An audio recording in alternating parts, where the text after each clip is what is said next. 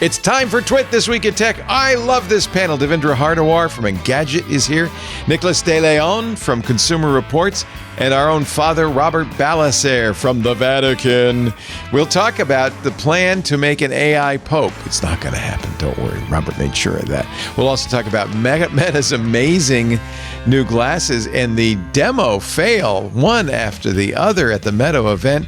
The iPhone Air turns out maybe it's a pretty good phone. And what is the TikTok deal going to do for TikTok? That and a whole lot more coming up next on Twit. Podcasts you love. From people you trust. This is Twit.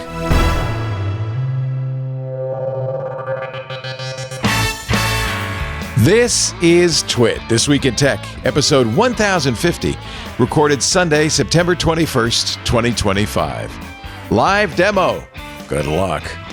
It's time for Twit, This Week in Tech, the show where we cover the week's tech news. I wasn't supposed to be here this week. I was supposed to be on vacation, and Devendra Hardawar, senior editor at Engadget, very kindly agreed to run the show.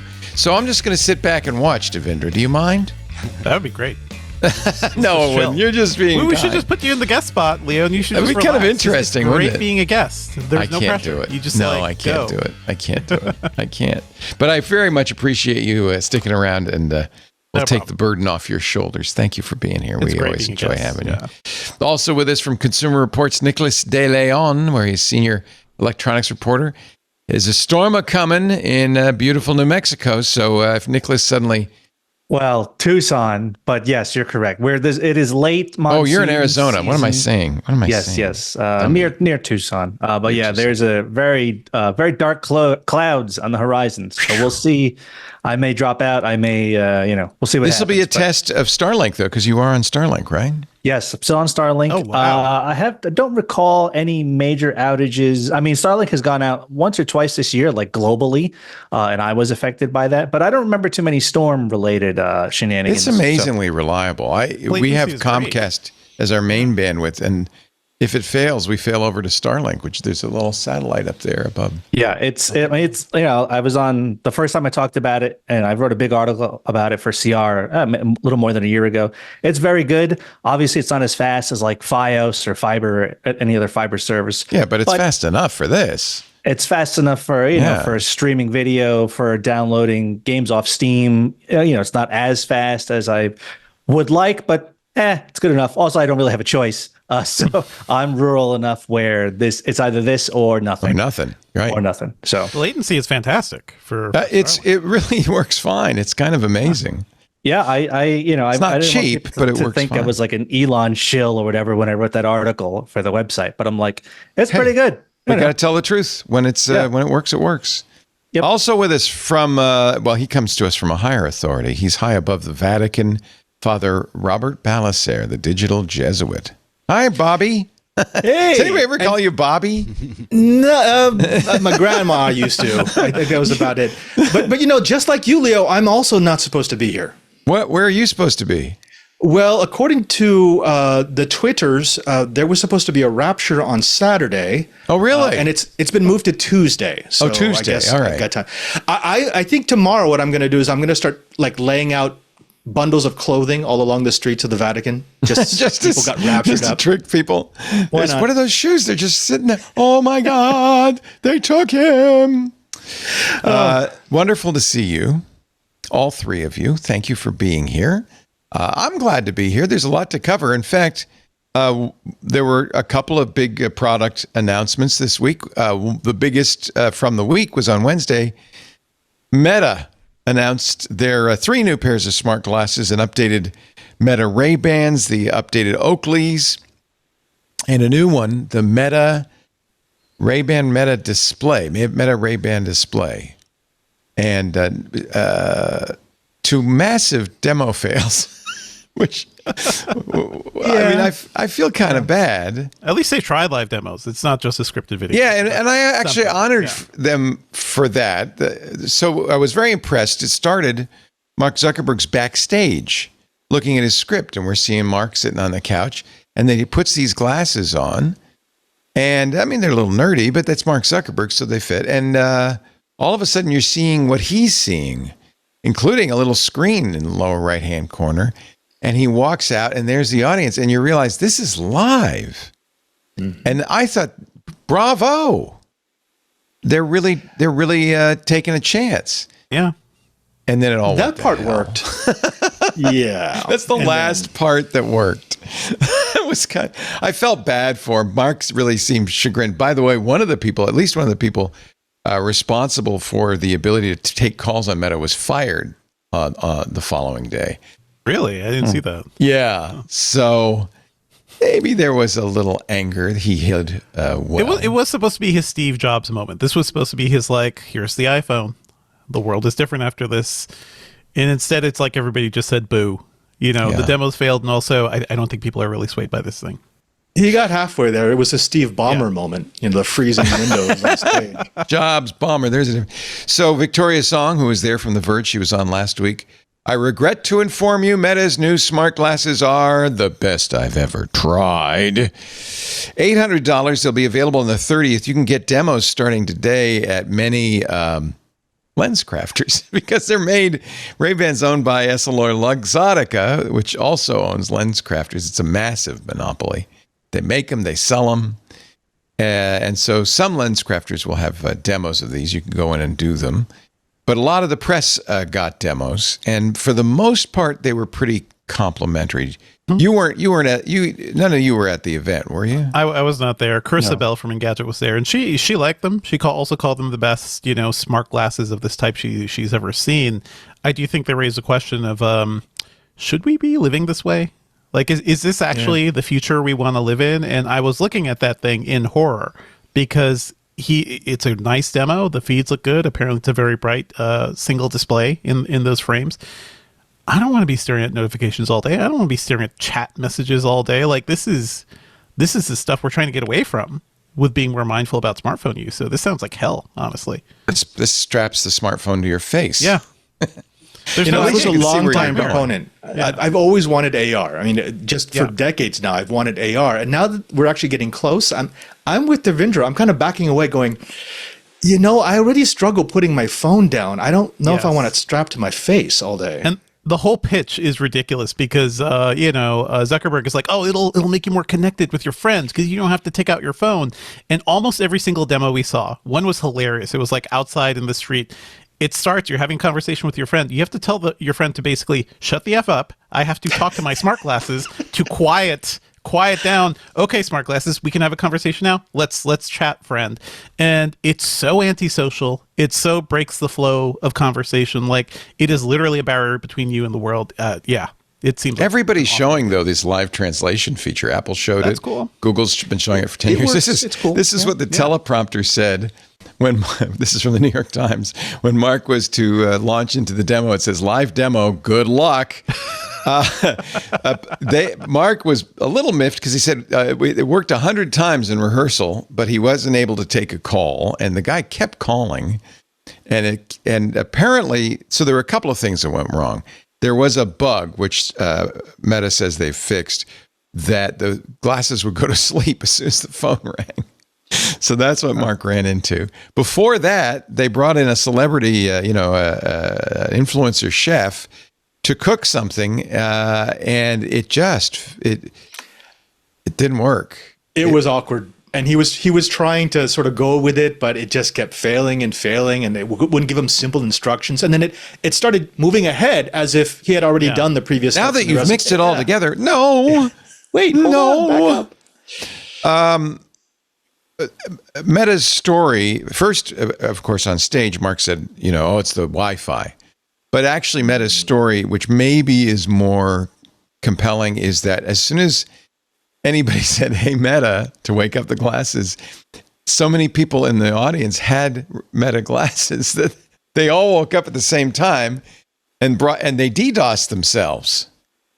That's kind of more credible. Probably mostly Meta employees too, because there were a ton of them, and they all had the company rep stuff going. So yeah.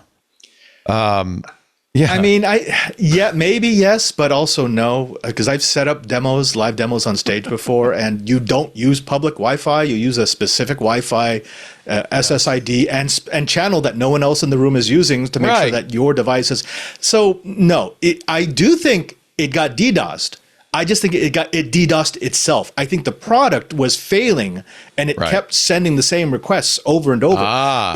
If Meta wanted to show us, no, it was because we were attacked, it'd be super simple. Someone's monitoring their network. They could just release the logs and show what kind of traffic was happening on that, but they won't because the product killed itself. They were half smart. They put it on a development server. But the problem is the development server had no capacity because it was a development server. Yeah. And so everybody in the audience hit the development server at the same time. So they were half smart. You're right. They should have had it on a separate, not public Wi-Fi. That would have solved some of it. I don't know. Maybe not. Now, one of the things that's pretty interesting about this, not only does it have the screen, and they made a big point of the fact that the screen is bright. It's brighter than the iPhone screen. I think they said 5,000 nits. 5,000 peak, so it's pretty bright. Yeah. The iPhone's 3,000 peak, right? So it's, and you rarely see that. Direct sunlight. That's going to hurt. You're just like, that'll be great for my cataracts. I'm sure that'll look great. Right. Just you get laser. It's laser surgery, and they also said only 2% leakage, which implies no one will know that you're looking at your glasses, which tells you right there they anticipate a little social pushback. Right? Okay, look, they had the audio only version of this at CES last year at Meta's booth, and it was interesting, and it actually worked. And they wanted me to try a set in Rome, and then I started thinking, there's no place I could wear this. There's no place in my job where they would allow me to have a recording device that is sending data back to Meta at all times. Wait, you have that one, Leo? Yeah, of course I do. Hey, Meta. Oh, wait a minute. Don't everybody wake up at once. Actually, the New York Times tells about the TikToker who said, I was getting a Brazilian wax, and I looked up and I saw that the waxer was wearing Meta Ray-Bans. No. And woo, that's a little scary. Although apparently the New York Times followed up, and the waxing company said, no, they were off. Sure. You know, these come on automatically. I don't know how you would turn them. I guess there's a button. There's a little red light that you cannot possibly hide to show when it's recording, right? But people get upset. I used to wear... It's ridiculous. It is. The AI pin everywhere that was recording everything. And people get upset. They don't like the idea. I think rightfully. Yeah. Like the stuff I'm seeing online right now is if I see you wearing a pair of Meta Ray-Bans, you're going to get punched in the face. Like people don't want that. You walk into a bathroom. Disney's always been big on this, right? You go into a bathroom and you have like a weird recording thing. You could get banned for life from Disney because as you should. Everywhere. Is because you should, but now they want to normalize wearing them on our faces at all times with really minimal awareness for the onlooker that something could be recorded at any point. I think this pushback is great. This is exactly what they need to see. I updated the signs here. The signs in the Vatican, they now have no camera, no cell phone, no recording device, no microphone, and it has no smart glass. So it's a glass really? Camera. Nice. Yep. So when I went to visit the Sistine ceiling, the chapel, they're very big about no pictures. Yep. And everybody's taking pictures. Yep. That's just Italy. Seriously, that's just Italy. I mean, how do you, and since your camera phone is now a better and better camera, I don't know how you stop any of that anymore, but okay. They don't. They really, every once in a while, a guard will remember that they're supposed to be angry about that, but most of the time they sometimes got a little angry, but then everybody ignores them. So I don't, you can't stay outraged all day. Yeah. Unless you're an American. Well, I mean, you can if you're wearing notifications on your eyeballs. Yeah, don't watch the news if you don't want to be outraged all day. Parents are outraged, according to The Guardian, because Meta has been using actual photos of young girls in ads. Instagram pictures of girls as young as 13 were used to promote Threads. Which is upsetting the parents of these young girls. Yeah, that sounds like a company I want to turn over my information along with my streaming Meta audio is and video. not exactly. The other thing that struck me is that what Meta is missing is what Apple has, which is an ecosystem. I mean, would you have to use WhatsApp or Facebook Messenger to get a notification through? Whereas so on the Ray-Ban, like same with Oculus, like you get messages through Facebook chat pretty easily. So that integration is likely there, but I have not seen these. But what about my phone? Am I going to see phone messages? I don't know. These things exist. All these glasses exist because Mark Zuckerberg hates smartphones, right? Because they could never make the Facebook phone a thing. Right. We missed out on that. So like now, this is the next thing. We can be the first entry platform here, and they spent tens of billions of dollars to make it happen. So they are actually pretty close. Turns out nobody wants to be a pervert all day. You know, like these are pervert glasses. These are you just recording everything all day. Nobody can trust you. Nobody can know if, like, can I have an honest conversation with you, or are you just recording this for feeds or whatever, or threads? So it's an interesting situation, isn't it? Yeah. And we should definitely be having this conversation because Meta is not a trustworthy company. They've proven that time and time again. So now they're like, here, let us be the barrier between you and the world. I think that's ridiculous. I mean, I noticed an Instagram icon on the screen, so you can watch Reels. But if you're walking around doing stuff, you shouldn't be watching Reels in your glasses. This is what Mark's view looked like as he's getting ready to go on stage. Like, way to be present in your moment. Yeah. When will we get the first reel of someone walking into a street sign or traffic or off or a worse? curb? Like, yeah. $799. They'll be available September 30th. 3K video recording. It's got 12 megapixel cameras in either thing. It's got a 3x zoom. One advantage it has over the old Meta Ray-Bans, you can at least see a viewfinder. Right now, you can take a picture, but you don't know what you're going to get. The screen will show you what you're seeing through the camera, so that's okay. Battery life may be an issue. Meta says 6 hours of mixed-use battery life per charge. And actually, Mark was fairly upfront. He said, you only get a few hours if you're going to be on the phone the whole time. It's the other thing that it did, which was I was kind of impressed that one of the demos that did work. There's a accompanying wristband. They called it a Neuralink controller, a neural control, but it's see the little sensors in the bottom. It's sensing slight movements of your fingers and wrist.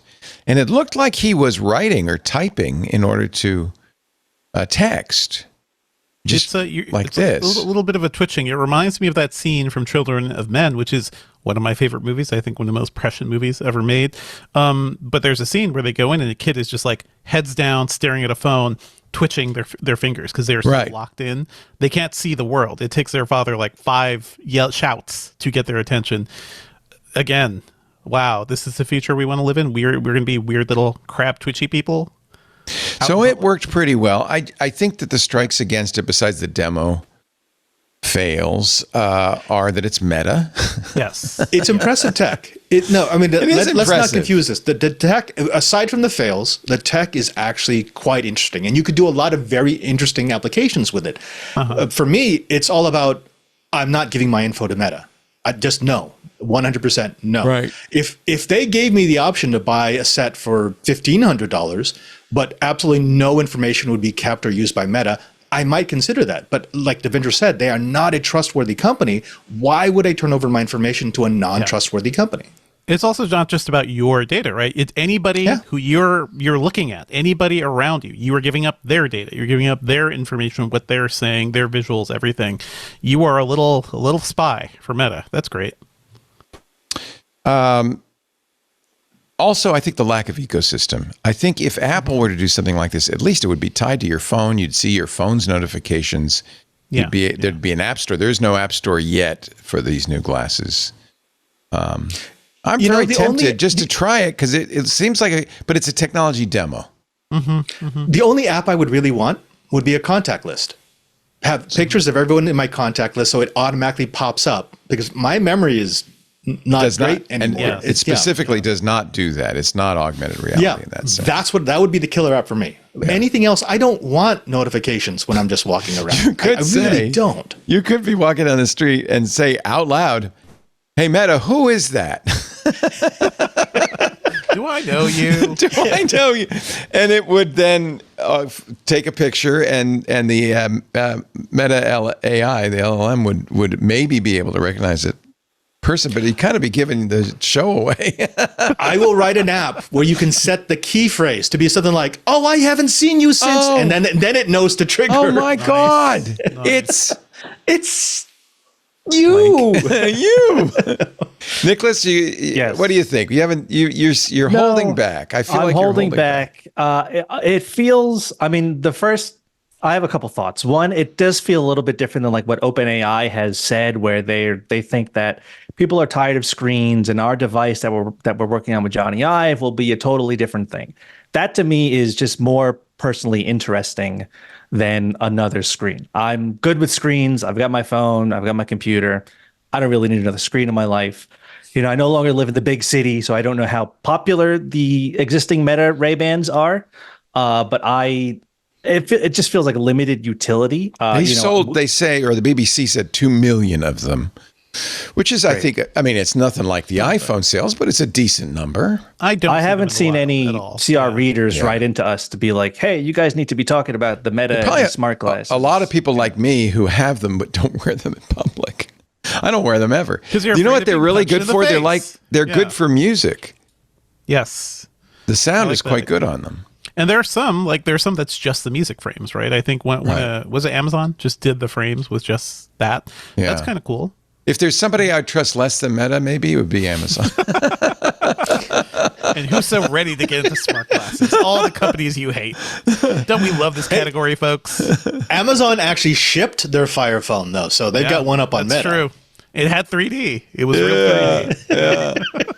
Yeah. So is this not a category that's going to go anywhere, or are we just waiting for different, better technology from another company? It's a whole bunch of things. Like I'm working on a review of the X-Real 1 Pro right now, and X-Real is this company that's been doing tethered smart glasses. They're like big, ugly goggles, but it's actually pretty cool. And I think the use case for a lot of people is going to be purpose-driven smart glasses, kind of the way somebody would put on a Vision Pro. Maybe like you're sitting down to work, you need a big, huge dynamic display. You want to dive in and lock in and just work and get in your flow. Great. Do you want to walk down the street? You have a wire coming out of your head. You got a wire, and then you have a wire with the 1 Pro, so people know, like, hey, these aren't normal glasses. Like, this guy is connected. I'm talking to a bot here. Talking to a bot. But I was in a cafe, waiting for my car to get repaired last week, and I was just like staring off into the distance, and I realized this looks weird. This looks weird because I'm wearing these shades out in public. It's connected to my computer, so people could think I'm staring at them. Like somebody really aggro could be like, "What are you staring at me for, man?" No, I'm staring at a virtual display that's actually looks like it's a couple feet in front of me, and I'd have to explain that. Nobody. I'm really watching cares. TV, man. But you can plug it into your phone, watch a big screen TV anywhere. Like these things are actually great, purpose driven. Not things to just take over your life. And but maybe that's why the Vision Pro is better, because it's clear you're not looking at somebody when you're wearing the Vision Pro. That's part of it too. You're wearing a nerd helmet. Leo, I would never underestimate our ability to get used to something weird that's on your face. I mean, we got used to the weird AirPods with the thing coming out, and now it's everywhere. I think we can get used to these. I don't know. We should. I think we should have that conversation now and be like, hey, maybe we should say no sometimes. Maybe don't. I think what's interesting is that maybe 15, 20 years ago, I feel like we weren't really having those conversations. Like, should we be doing this? Yes. It was just full steam ahead. I was at then Google Glass came out and we decided. I was, see, it's funny. I was hyped for Google Glass. Maybe I was just younger and I was like, that sounds awesome. And now not that I dislike it or I'm like anti it. It's just like, I don't really have a use for that necessarily. So society was fine. Like, how is this a net positive for society? What are you adding to the world other than being a new vector for delivering ads to people, right? Other than being a new thing to capture an audience that you can eventually monetize with their data or whatever. Like, that's all it is with all of these companies. And I think maybe we're a little more jaded or disillusioned now, but we've also seen these companies straight up lie to us. Like, they lie to get as many users as possible. And I think now it's a great thing that we're maybe pushing back a little more. Leo, last week we had the big Grace for the World concert in front of St. Peter's. 200,000 people, drone show, 2 hours, major musicians from around the world. And there was a person just outside the colonnade who was wearing a Vision Pro. Oh. And he was wearing it for at least an hour, just doing this because he was watching the concert that he was at on Disney. And I tapped him on the that's an shoulder. interesting idea. And I was like, what is, I don't know. I would not get used to that. The sound might be better. Okay, yeah, the sound was probably better, but it would also be delayed by about 39 seconds. So, I mean, I don't know why we would need that. I'm not sure the use case is quite there yet. Mm-hmm. I kind of see the same thing for these glasses. I'm sure there are a couple of very interesting service-driven applications that will eventually come out, but right now it feels like people just want people to know that they're wearing something expensive and new. Yeah. We're going to pause and regroup. Devinder, if you can boost your level up a little bit, sure, that would be nice. I love this panel, though. I'm very happy to have Father Robert Balacer here, Nicholas De Leon from Consumer Reports. Congratulations, by the way. I still owe Stacey Higginbotham a letter because I'm going along reading the Consumer Reports thing saying, Microsoft, knock it off. Windows 10 is in 2 weeks. Yeah. Going to expire and people will have security issues. And Consumer Reports, it was signed by your policy folks, Stacey Higginbotham, and the other guy was just Jack Levine. I can't remember his name. I forget. There's a lot of folks on that side. It's technically a separate department. It's not you. Okay. No. So they ask you about it for technology? They gave us a heads up that they were going to do something like that, and that if we wanted to have an article, maybe to speak to someone about it, they gave us a heads up, and then we did an article, which we were going to do anyway, but we did it a little earlier than I think we were going to publish it like Monday or Tuesday. There was one other person I wanted to speak to, but I didn't have time to. So we published our article on Friday. Just a very simple, like, hey, you're an everyday person, you're a consumer, you have a Windows 10 PC, what's going to happen? And then we linked to the letter, registering our disapproval. Legit. It's, by the way, it's Justin Brookman. I apologize. Brookman, that's right. Getting your name wrong. Yeah, I think it was appropriate. I think it was right on because, as they point out in the letter, Microsoft was selling PCs that are incompatible with Windows 11 as recently as a few years ago. Yes, that's to me is the biggest, because this is the whole thing. It's like, okay, well, Windows 10 came out in 2015. 10 years of support to me feels that's normal. Fine, frankly. Yeah. But if I bought a PC from Best Buy 3 years ago and all of a sudden it's not going to get security updates, that's where it gets a little strange. And we put our consumer rights hats on because that doesn't feel sufficient. 3 years of support. No. And Microsoft, I think, is backing down a little bit. They've offered a couple of pretty de minimis ways to get the year's updates. But as Stacey and Justin point out, Microsoft's making these updates anyway. So really, they're willfully withholding them. It's not like they're not doing the work to provide security updates for Windows 10. They're willfully withholding them to kind of push you into buying a new PC. And for the story that I published, I guess Friday, I sent like 4 or 5 pretty detailed questions to them earlier in that week, asking all those sorts of questions. Is like, what is Microsoft's responsibility to folks who bought a brand new PC, maybe in 2022 or whatever, that had Windows 10 on it, and now all of a sudden you're telling them they don't get support? That feels kind of strange, don't you think, Microsoft? ? They didn't answer any of those questions. They just referred me to their kind of giant FAQ and a couple other documents. But yeah, they weren't really they weren't answering the questions. I'll say that much. I think this letter and general consumer upset will probably push Microsoft to offer some sort of path for at least another year of upgrades. I suspect that's going to. And it's this one. It's not like this was sprung up. Microsoft has been telegraphing this, I think, for a few years anyway. Oh yeah. So it's not like it came out of the blue. But still, if you're going to be making the updates, can you do it another year? Because if Microsoft says, hey, just buy a new PC, a lot of people just can't go buy a new PC. I mean, it's offensive too, especially if the PC is just a few years old. That's offensive. So you could pay $30 for a 1-year extension, which is not too bad. No, but if you have 1,000 Bing points, you can do it. And if you back up this is the one that tells me Microsoft's looking for loopholes to get around this. If you back up your settings to OneDrive, another Microsoft product, you'll also get a free year. So my guess is Microsoft's going to find ways to make it pretty easy to get the update. However, and this is the real issue, there will be millions and millions of PCs that are not updated. And they become a hazard to all of us on the internet because they're now insecure. And it's not just the person who owns the PC who is the victim, it's everybody else. Correct. And there's all sorts of reasons not to want to upgrade to Windows 11. I mean, I personally don't like Windows 11 at all, frankly. I thought Windows 7 was basically perfect. I thought Windows 10 was pretty close to perfect. Windows 11, every other day, there's a new UI element that's annoying and not needed, and they change the way things work. It's just a real hassle. I actually put GHH's new Linux distro, Omarchi, on this PC. So I'm now dual booting between Windows 11 and... How do you like that? He's been talking about that a lot. I do like it. It's very different if you're used to like Hyperland. Windows. Yeah, it took me about a week to get used to it. I've been messing around with like Claude Code and other kind of AI agentic programming stuff. And so on the Linux half of the system, all that stuff works great. It's very different. It is not like Windows, but if you're a nerd, you'll get used to it in a couple of days. Well, that was my secret hope, that this could finally bring on the year of the Linux desktop. But I don't know if that. Yeah. We've heard that so many years. Come on. I did speak to Fedora for the story.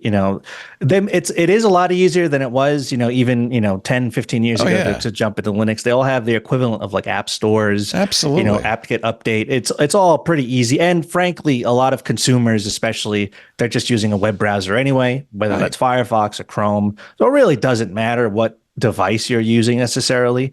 But once you start getting into, I have specific software, I need to use the Adobe suite, I need to use this. Okay, well then it's a little harder to change. But for the average person, Linux is I think totally fine, pretty easy. Depending. I'm a fan, but that's just me. I'm not a fan of Windows, so I kind of. Anyway, thank you, Stacy Higginbotham and Justin Brookman, and thank you, Consumer Reports, for, I think, fighting the good fight for all of us consumers.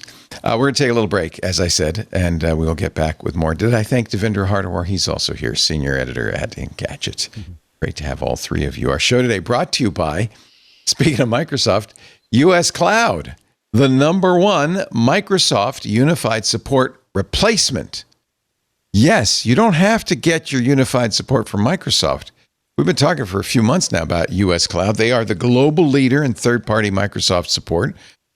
Now they do support 50 of the Fortune 500. In fact, switching to US Cloud can save your business 30 to 50% over Microsoft Unified and Premier support. And it's even better, right? It's twice as fast. Their average time to resolution versus Microsoft, twice as fast. Their engineers are the best in the business with an average of 16 years with Microsoft products. And they'll tell you stuff Microsoft may not be anxious to tell you. For instance, US Cloud now offers an Azure cost optimization service. And I'm going to bet, I may be wrong, but I don't think Microsoft really wants you to optimize your Azure spending. I mean, that's the thing about Azure. It creeps up on you, right? When's the last time you evaluated your Azure usage in your company? If it's been a while, you probably have some Azure sprawl, some spend creep, but good news, saving on Azure now is very easy with US Cloud.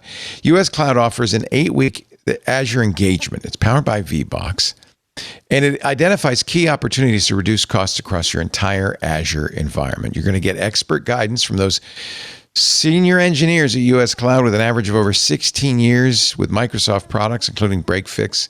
At the end of those 8 weeks, your interactive dashboard will identify rebuild and downscale opportunities and, maybe even more importantly, unused resources. VMs that you're not even using, right? Which means you can take that, reallocate those precious IT dollars towards things you need more.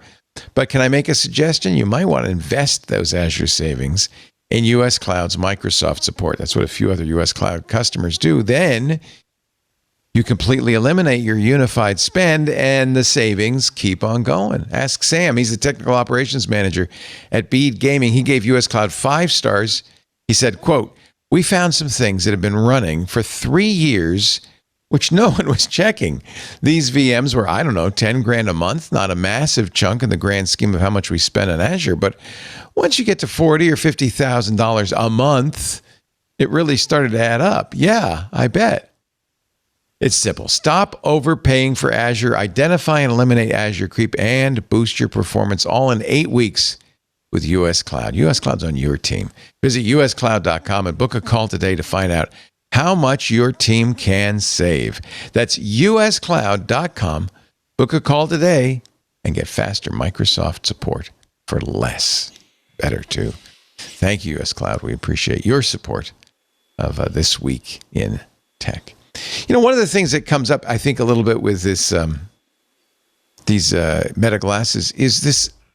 I think there's increasing distrust, not just of Meta, but of big tech in general, and maybe not even just big tech, but big enterprise, big companies. Sure, as there should be. Yeah. You know, it's not really our purview, but the Jimmy Kimmel thing, I think, really shows you that if you're that big, that you're very vulnerable to the government, and government pressure can really be felt. You know, this is why I like being a independent podcast, not owned by anybody.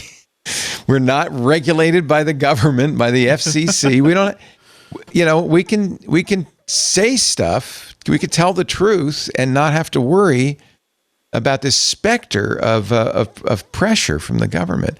But I think that's independent media for sure. Yeah. Yeah, independent media is the way to go. Now, I really wonder if generally people are starting to distrust big tech, big companies. Have you seen the reports? And big government.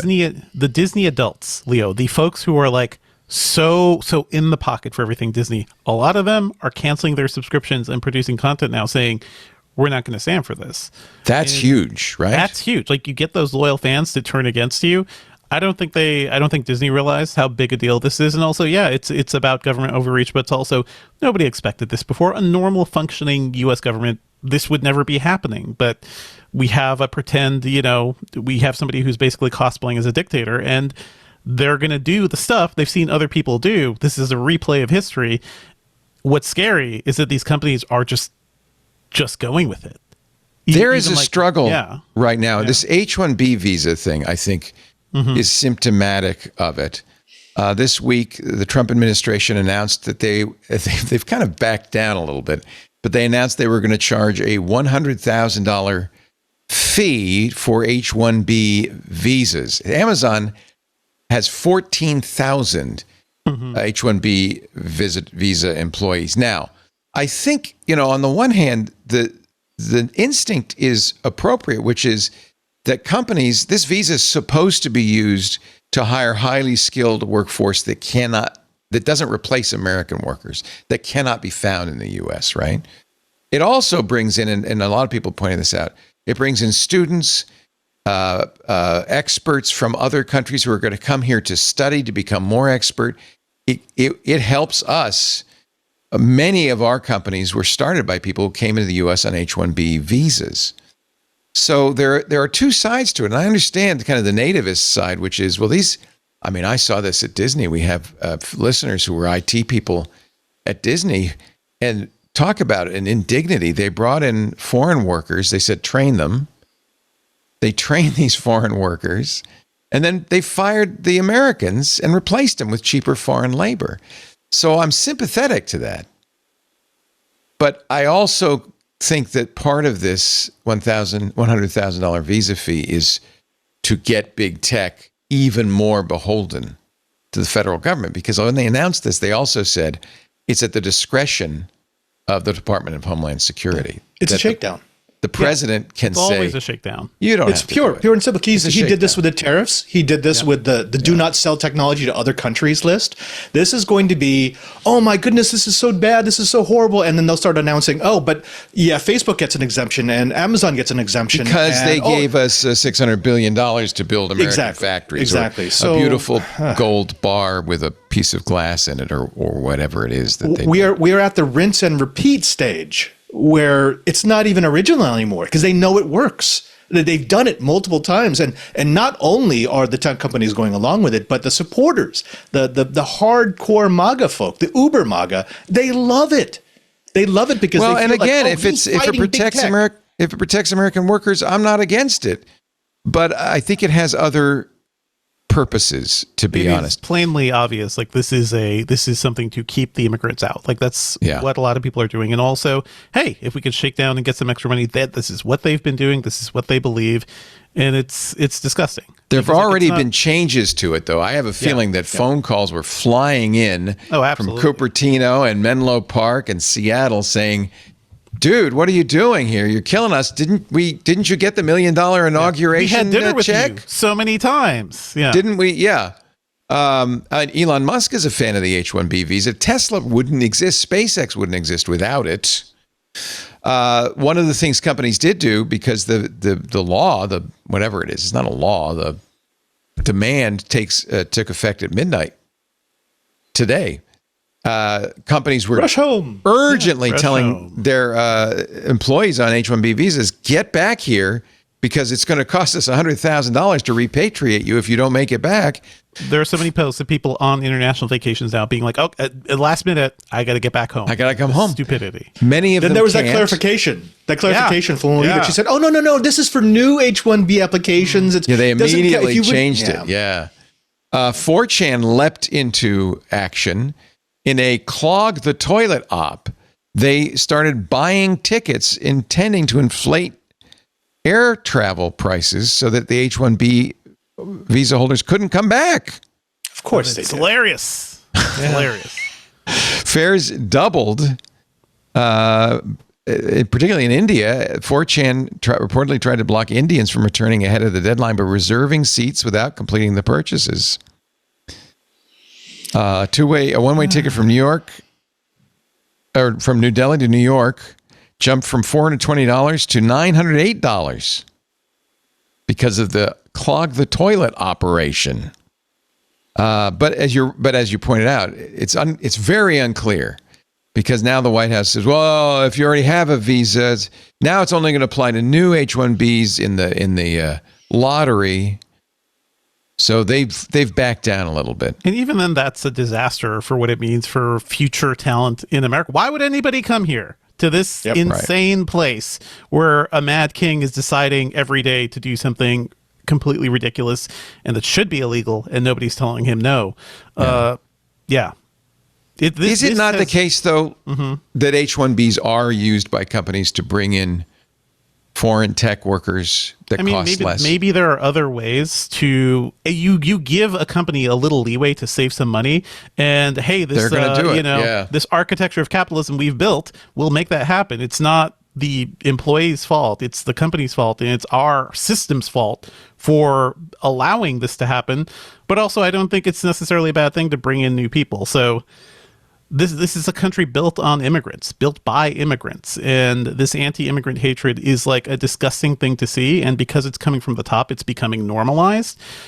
I can feel it around me, and I live in the South, and it's very weird to feel unwelcome more and more in the country that I grew up in. And that's all because of Donald Trump and everything happening. But it's not just this. It's like every day there was some crazy thing. The Jimmy Kimmel thing has far-reaching implications for what it means for First Amendment rights and what these companies are going to do. I wanted to say about the Kimmel thing is dude, no one was watching that show. Like, I think just gave them cover to.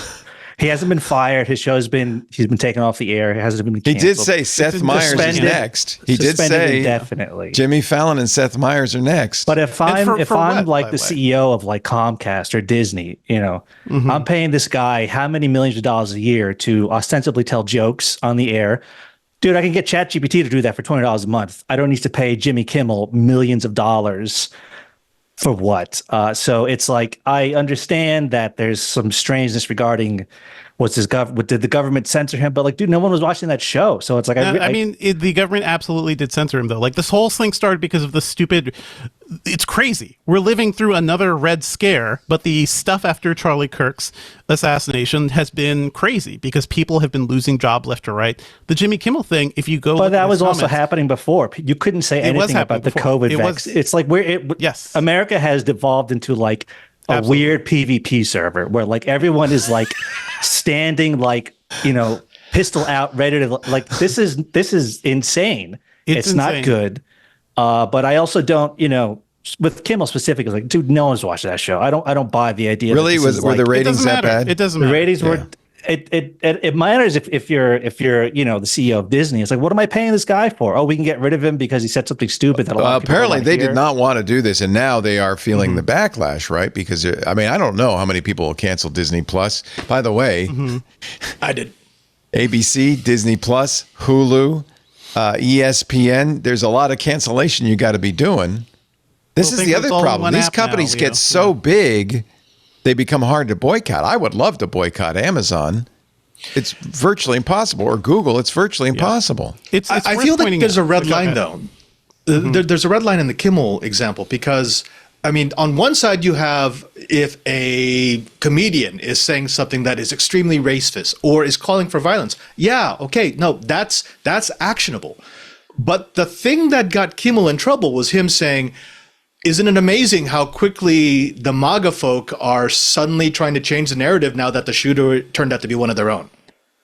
There's nothing even say, actually, he didn't even say that. He didn't even say that. He said they're desperately trying to prove that he's not one of their own, which isn't the same thing as saying he is. It was a very oblique joke. It wasn't a good joke, but it was a very oblique joke. Yeah. That's not the point because Trump's always hated Kimmel. Kimmel and Trump have been feuding. Mm-hmm. It's like Rosie O'Donnell, who has now moved to Ireland because she doesn't want to stay, have a target on her back. If the president doesn't like you in this day and age, he's got a lot of power. He's got Brendan Carr. He's got the chairman of the FCC. This is why I'm glad, although I can imagine, in Michigan, 11 Michigan legislators have signed on to a bill that would not only ban porn entirely in the state of Michigan, but would ban VPNs. Because obviously, you ban porn, what's the first thing people do is they start using VPNs, right? If you ban it in your state. Now, I think the law is performative, but it's a little scary that 11 legislators have signed on to that law. Wait till they hear about Tor. I feel like, we're in an interesting time. I guess interesting is not the word I'd use, but it is a scary and terrifying time. Like the Kimmel thing specifically, it wasn't just that oblique joke. It was the fact that he pulled footage of somebody asking Trump, "Hey, what do you think about what do you think about your friend?" Trump have you seen my ballroom? Did not give AF, did not care, immediately moved on to something else. And a lot of people are saying it's showing exactly that. Embarrassing Trump is the bad thing. It doesn't matter how popular he was. It doesn't matter what his ratings were. Right. You have a mad king who is now throwing his power around. No. It seriously does as well. So what are we even talking about? He's literally wielding power to destroy the First Amendment. That is what this is. It's the First Amendment. It's the first one. If the government can come after anybody, whether they're popular or not, and say, hey, we want you to fire him because we don't like what he's saying, that's problematic. Don't you think? Well, we'll Nicholas? see if he's fired, if he's let go, that's fine. He's free to start a podcast. He can start a Twitch, and we'll see how many millions of people Conan was more successful. Flock to Kimmel's incredible content. We'll see. I'm skeptical, obviously. You don't like Jimmy Kimmel, do you? I don't watch those shows. Dude, I haven't watched TV in 20 years. All these Disney Plus and Hulu. What are you doing with your lives? It is a bad sign when major content is being literally basically censored and taken off the air because the person in power doesn't like it. And that's happened. We had the same conversation when Roseanne was fired, when Gina Carano was fired. But see, that is a company. That is a company making a business decision. How is this not a company? The First Amendment specifically states that a government cannot impinge on the freedom of speech. A company is free to do what it needs to do in order to protect its core business. You have a president who is using the levers of power of the government to silence anyone who is critical of him or shows his reactions as non-human. That is clearly a violation of the First Amendment rights. The stuff that happened with Carano or with any of the other MAGA stars, that's not, because the government agency never advocated for their firing. There's a red line there. It's a clear red line. You have to understand what is and is not a First Amendment violation. What we had before was a company deciding that they didn't want to lose a core business demographic. Mm-hmm. But what Nicholas this is a president saying, I don't think that you should be able to make fun of me.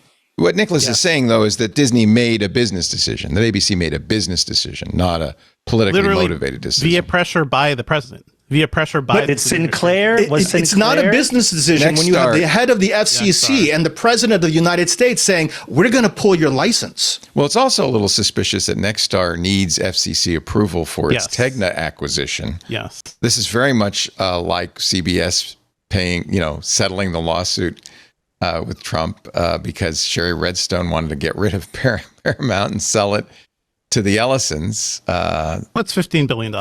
Yeah. I mean, but this is, again, to me, this comes back to the issue of how interlocking all of these big companies are with our government and how little we matter compared to those larger. Yeah, maybe it is a business decision. It's a business decision not to get on the wrong side of the president. That's why every single tech executive showed up at that White House dinner. I'm waiting for somebody to say no thank you to this invitation. But what's interesting, they're all beholden to their shareholders. The one company that is apparently standing up a little bit, and we'll see how this affects their business, is Anthropic. Mm-hmm. And they are, I don't think the president is very aware of Anthropic. So I think it might be okay. It might be safe. They might be under the radar. They don't have enough zeros in their value. Yeah. Mm-hmm. Well, they do, but they do have a lot, but not in a way that the government cares. I don't know. We'll watch. Now let's move on to something much more exciting: the iPhone. Woohoo! It's kind of hard to talk about gadgets. It's thin. Let me pause, and then we will talk about the iPhone. I confess, I'm a sucker. For orange. I'm a sucker for orange. Are we still calling that orange? I think creamsicle is the perfect. It really is. I love that color. If it tasted like a creamsicle. No, Leo, can you actually hold it like that? I thought it was so thin it could cut your hand. No, this is not the Air. This is the fat one. By the way, good on Apple for finally getting rid of titanium. This thing is much cooler. Yeah, I could barely use. Adobe had that experimental camera Pi, and I could barely use it because it would heat up. The phone would heat up so fast. The app would say, "Sorry, I have to stop. It's too hot in here." But doesn't that mean that the components are just getting hotter because the heat's not transferring through the case? No. This thing has what is it? Vapor chamber. It's got a vapor. It's liquid cooled. Yeah, vapor cooling. And then the aluminum is much more conductive than titanium was. Aluminum unibody frame. Yeah, we're doing all the Apple hits over here. Yeah. Right. I wish we had Ian on because he could say aluminium. The aluminium unibody. And look, what's the storage you got, Leo? Because I feel like this is the year of 1 terabyte storage. We're going to normalize more people bumping up their storage. So I got a terabyte last year at a great expense, I might add. And I used 200 of it. Wow. So this year I got 512. It starts at 256, which is actually, I think, finally Apple's giving you a decent amount of storage. But I thought, all right, 512. Maybe I'll use more. Yeah. But I put music on there for airplane travel. I take pictures, and I mean, I use it. I use the storage, but it's hard to get for like video production. Well, if people are just taking videos more often, ProRes RAW, maybe then. I mean, I shoot nothing but 4K on this. It's a 128 gigabyte model. I just offload. Do you all keep all your photos and videos on your phones at all times? It gets synchronized. Yeah. Synchronize it to the cloud. I don't do any offloading though. Like I don't manually move stuff off anymore. It's mainly because Verizon's offering this crazy deals. They're giving like 1,100 off if you trade. So you got a terabyte, but now you're stuck with Verizon for 36 months, dude. Did you notice that? I did notice that, but whatever. It's I'm on them because they're the best service around here. But you also, weren't going to change anyway. Okay. The price between the 512 and the 1 terabyte for me was literally like $2 per month. I'm like, well then let's go terabyte for once. So we'll see. This year, for some reason, the cellular carriers were going back to this kind of subsidized phone purchase thing. I guess because the phones have gotten so expensive, or maybe they're getting ready for the folding phone next year, which will be in the $2,000 range. But you have to sign up for 2 or 3 years. And if you decide to get a new phone before then, you've got to pay the phone off. Did you notice that? That's normal. That's typical. Okay. Like because it's a subsidy. I have to pay I'm off never my going back to 15 Pro Max subsidy. I can't. I got I think $700 for my 16 Pro Max. So this wasn't too horrible. But I didn't get $2 a month's upgrade to terabyte. No, Verizon would give you. They're basically giving away the iPhone Pro Max. The iPhone I know. Pro Max, it's interesting Pro at this point, not the Max. Yeah. But no. So what are you thinking of it so far, Leo? Well, let's pause, and then when we come back, we will. I just wanted a little amuse bouche in between the politics and the gadgets. We got to separate the two out there. You're watching This Week in Tech with a spirited panel. I love that. Father Robert Ballecer, the digital Jesuit, on the left. On the right, Nicholas De Leon. Actually, on his right, Nicholas De Leon, senior electronics reporter, Consumer Reports, and of course, Devendra Hardawar, who is always, I don't know, in the middle. Is that right? I don't know. Senior editor at Engadget. No, I think I'm not going to put anybody in any slots. You get to be whoever you want. I'm far from the middle. I'll say that. Yeah. So as I'm large knows. in the middle. Our show today brought to you by Smarty. All right, Smarty, the premier provider of I love these guys, high performance cloud-based address data tools. Trusted by leading organizations in insurance and real estate, finance, healthcare, e-commerce, of course, technology in general, with more than 20 million non-USPS addresses in the U.S. Can you believe that? That was a shock to me. I talked to Smarty. I was blown away. 20 million addresses in the U.S. are not part of the Postal Service. But Smarty's database covers those, but not just those. They go way beyond rural limitations, from U.S. and international address validation to autocomplete to rooftop geocoding, which makes delivery a lot easier, to property data enrichment. Smarty offers the most advanced, scalable solutions on the market. Backed by proprietary technology and data, Smarty delivers unmatched accuracy, consistency, and insight. Every property has 350 data points. Rooftop level precision, which really helps deliveries, right? You know where the front door is. Real-time processing speeds. They can handle 25,000 addresses per second plus. Per second. Smarty enables better decisions no matter the size and complexity of your business. Companies like Fabletics have drastically increased conversion rates for new customers, especially internationally, with Smarty. Built for developers and engineered for scalability, Smarty's APIs are reliable, lightning fast, and easy to integrate, and supported by expert documentation and real-time technical support. I'll give you an example. Speedway Motors, their e-commerce conversion rates were declining. The director of digital product and technology says, we use Smarty to identify an address as a commercial address. Now, conversion rates are super strong. Everything was well set up on the Smarty side. I've enjoyed working with this service. Smarty is a 2025 award winner across many G2 categories like best results, best usability, users most likely to recommend, and high performer for small business. Yeah, Smarty's for everyone. It's also USPS CAS and SOC 2 certified and HIPAA compliant.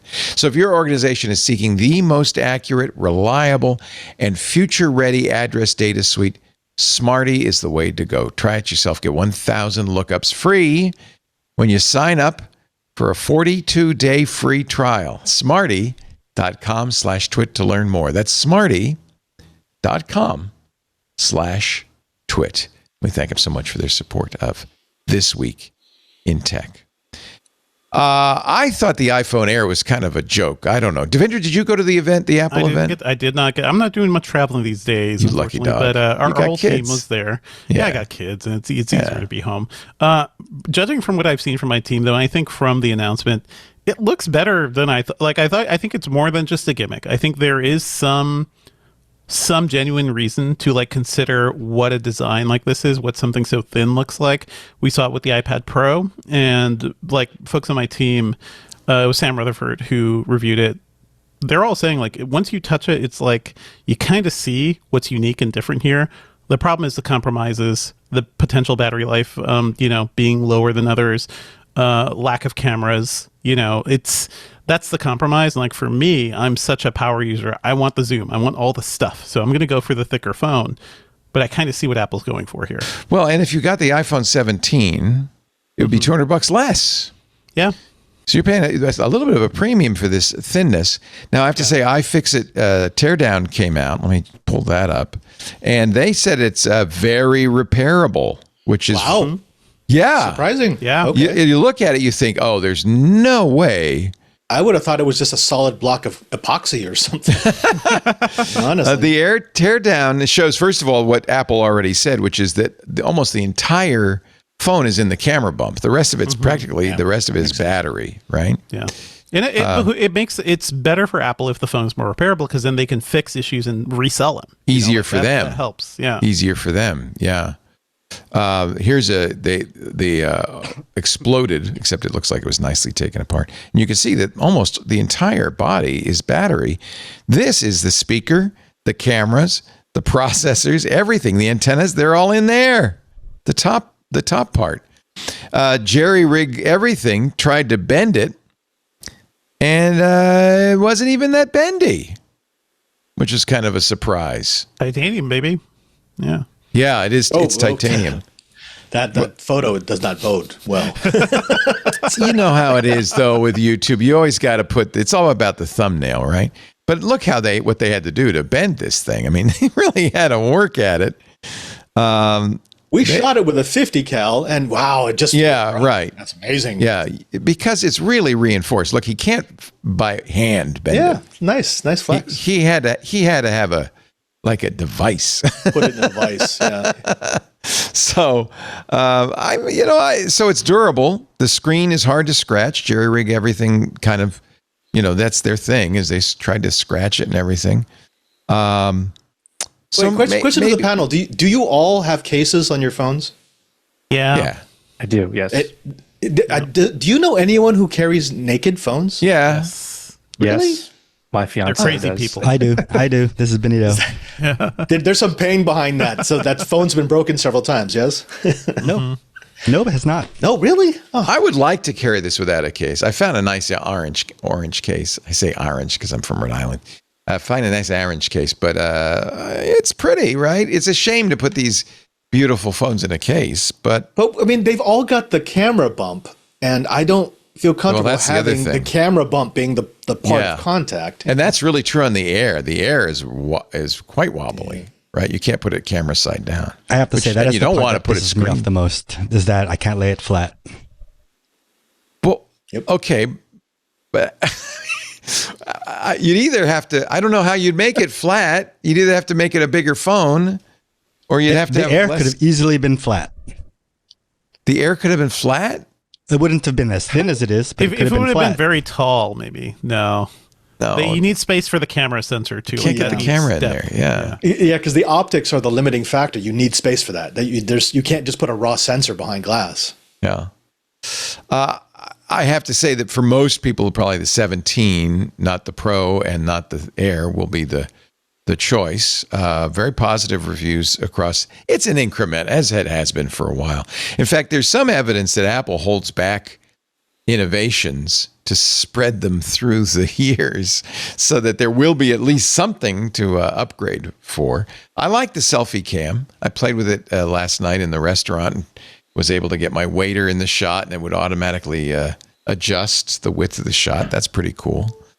The battery seems to be quite good. Apple does warn you when you first set it up, don't expect good battery life for the first few days as, you know, we install and index stuff. But I've found the battery life pretty amazing on the Pro Max, and I'm sure it's true on the Pro as well.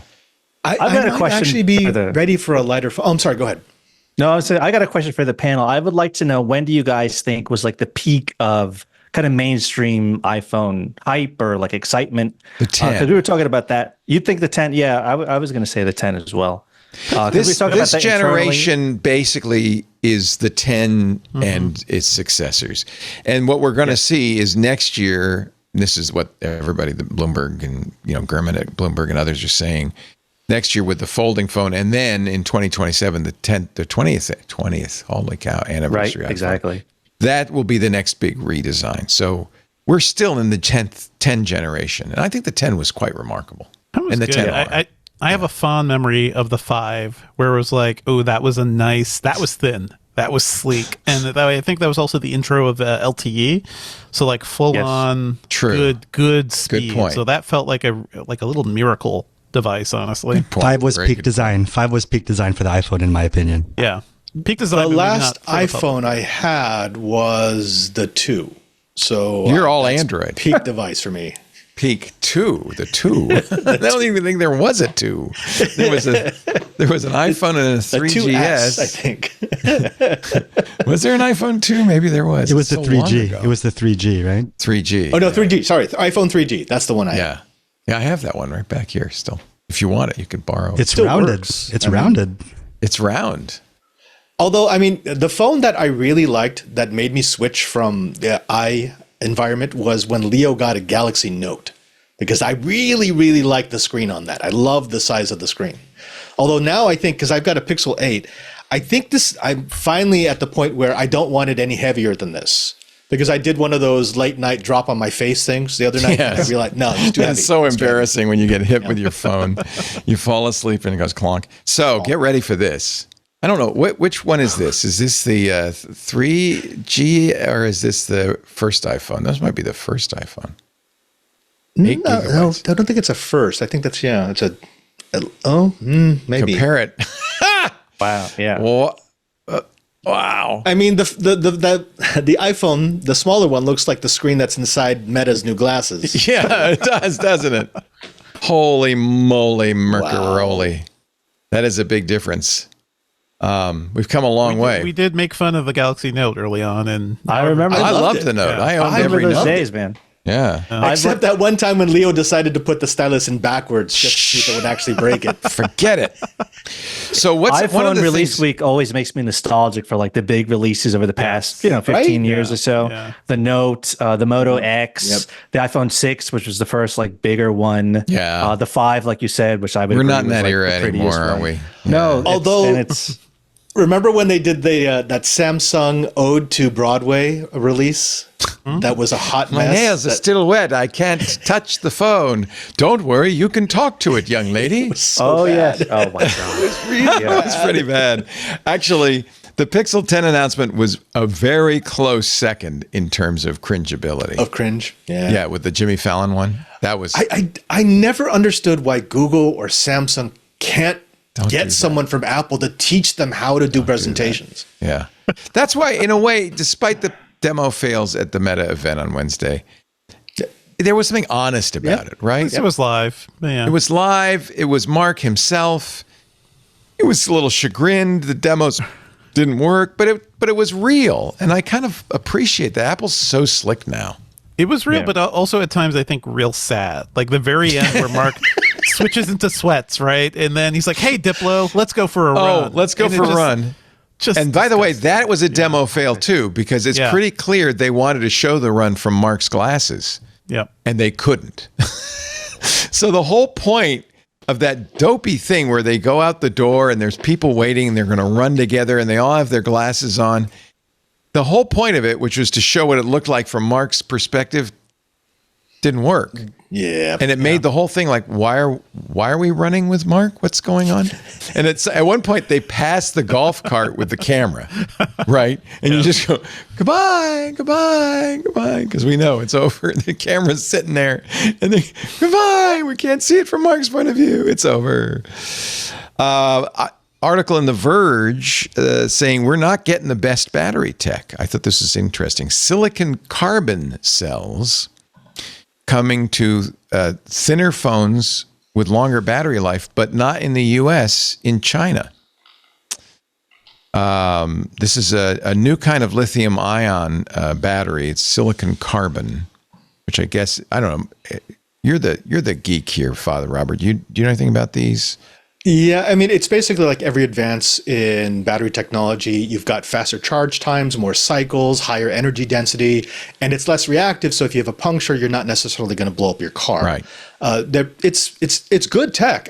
What I really like about it is it can accept a charge something like 6 times faster. Much faster than lithium iron. Yeah. In most batteries, the cathode is lithium-based. The anode uses graphite. In silicon carbon batteries, the anode is a blend of silicon and graphite. Silicon has 10 times the energy density of graphite. So, it's, according to The Verge, a little goes a long way. The Honor phone, the Magic V5 Foldable, the first to replace 15% of the graphite with silicon. So you're seeing more silicon, which means better battery capacity. You're right, faster charging. But for some reason, not available in the U.S. Yet. Apple, Samsung, and Google say that one of the problems is that these batteries die off sooner. In fact, there's EU regulation which says smartphone batteries have to retain 80% of their capacity after 800 cycles. It's not clear if these new silicon graphite batteries will do that. It's like a big issue. Yes, it would be. Although The Verge quotes the manufacturer, Group 14, saying, yes, we can do it, but that may be one reason you're not seeing this with the big 3. And even with like lithium ion, there's degradation. Looking at EVs now, like that's a thing you kind of look at with all sorts of batteries. But I think a lot of people just realize if you have a phone for 2 or 3 years, you get that battery swapped. It feels like a new phone. So yeah, that's true. It is a thing that more people are aware of. Yeah, I presume Apple will offer the battery swap, not slop, battery swap for the Air, right? Oh yeah, and what is it? It's usually $100 thereabouts. We went to the non-replaceable batteries because at some point they realized that by using the entire compartment for the battery rather than having a holder, you could actually increase the battery life. However, if you were to move to this technology, because it charges so much faster and it has a higher energy density, you could have the same amount of power with less weight that charges faster and then swap the battery every year, every 2 years. It's actually a cheaper tech because it doesn't rely on lithium, which is now becoming scarce. So, if you want to stay with the current model of having a non-replaceable battery, it doesn't make much sense. If we were to go back to the replaceable battery models, this would be the number one thing to do.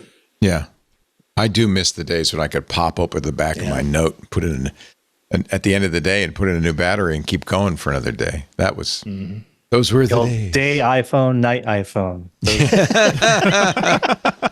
I was never that fortunate. No, who was it said that? That was funny. It was Jason Fried at 37 Signals. I think he said. I forget who said it. He had 2 iPhones, one for the day, one for the night. I think that was a big Silicon Valley thing back in the day. These last a long time now. I have to say these new phones. And they charge quickly too. Yeah. Yeah, and they charge much faster. Yeah. Of the ones I'm actually looking to the Air. I'm debating whether I have a 14 Pro Max currently. Yes.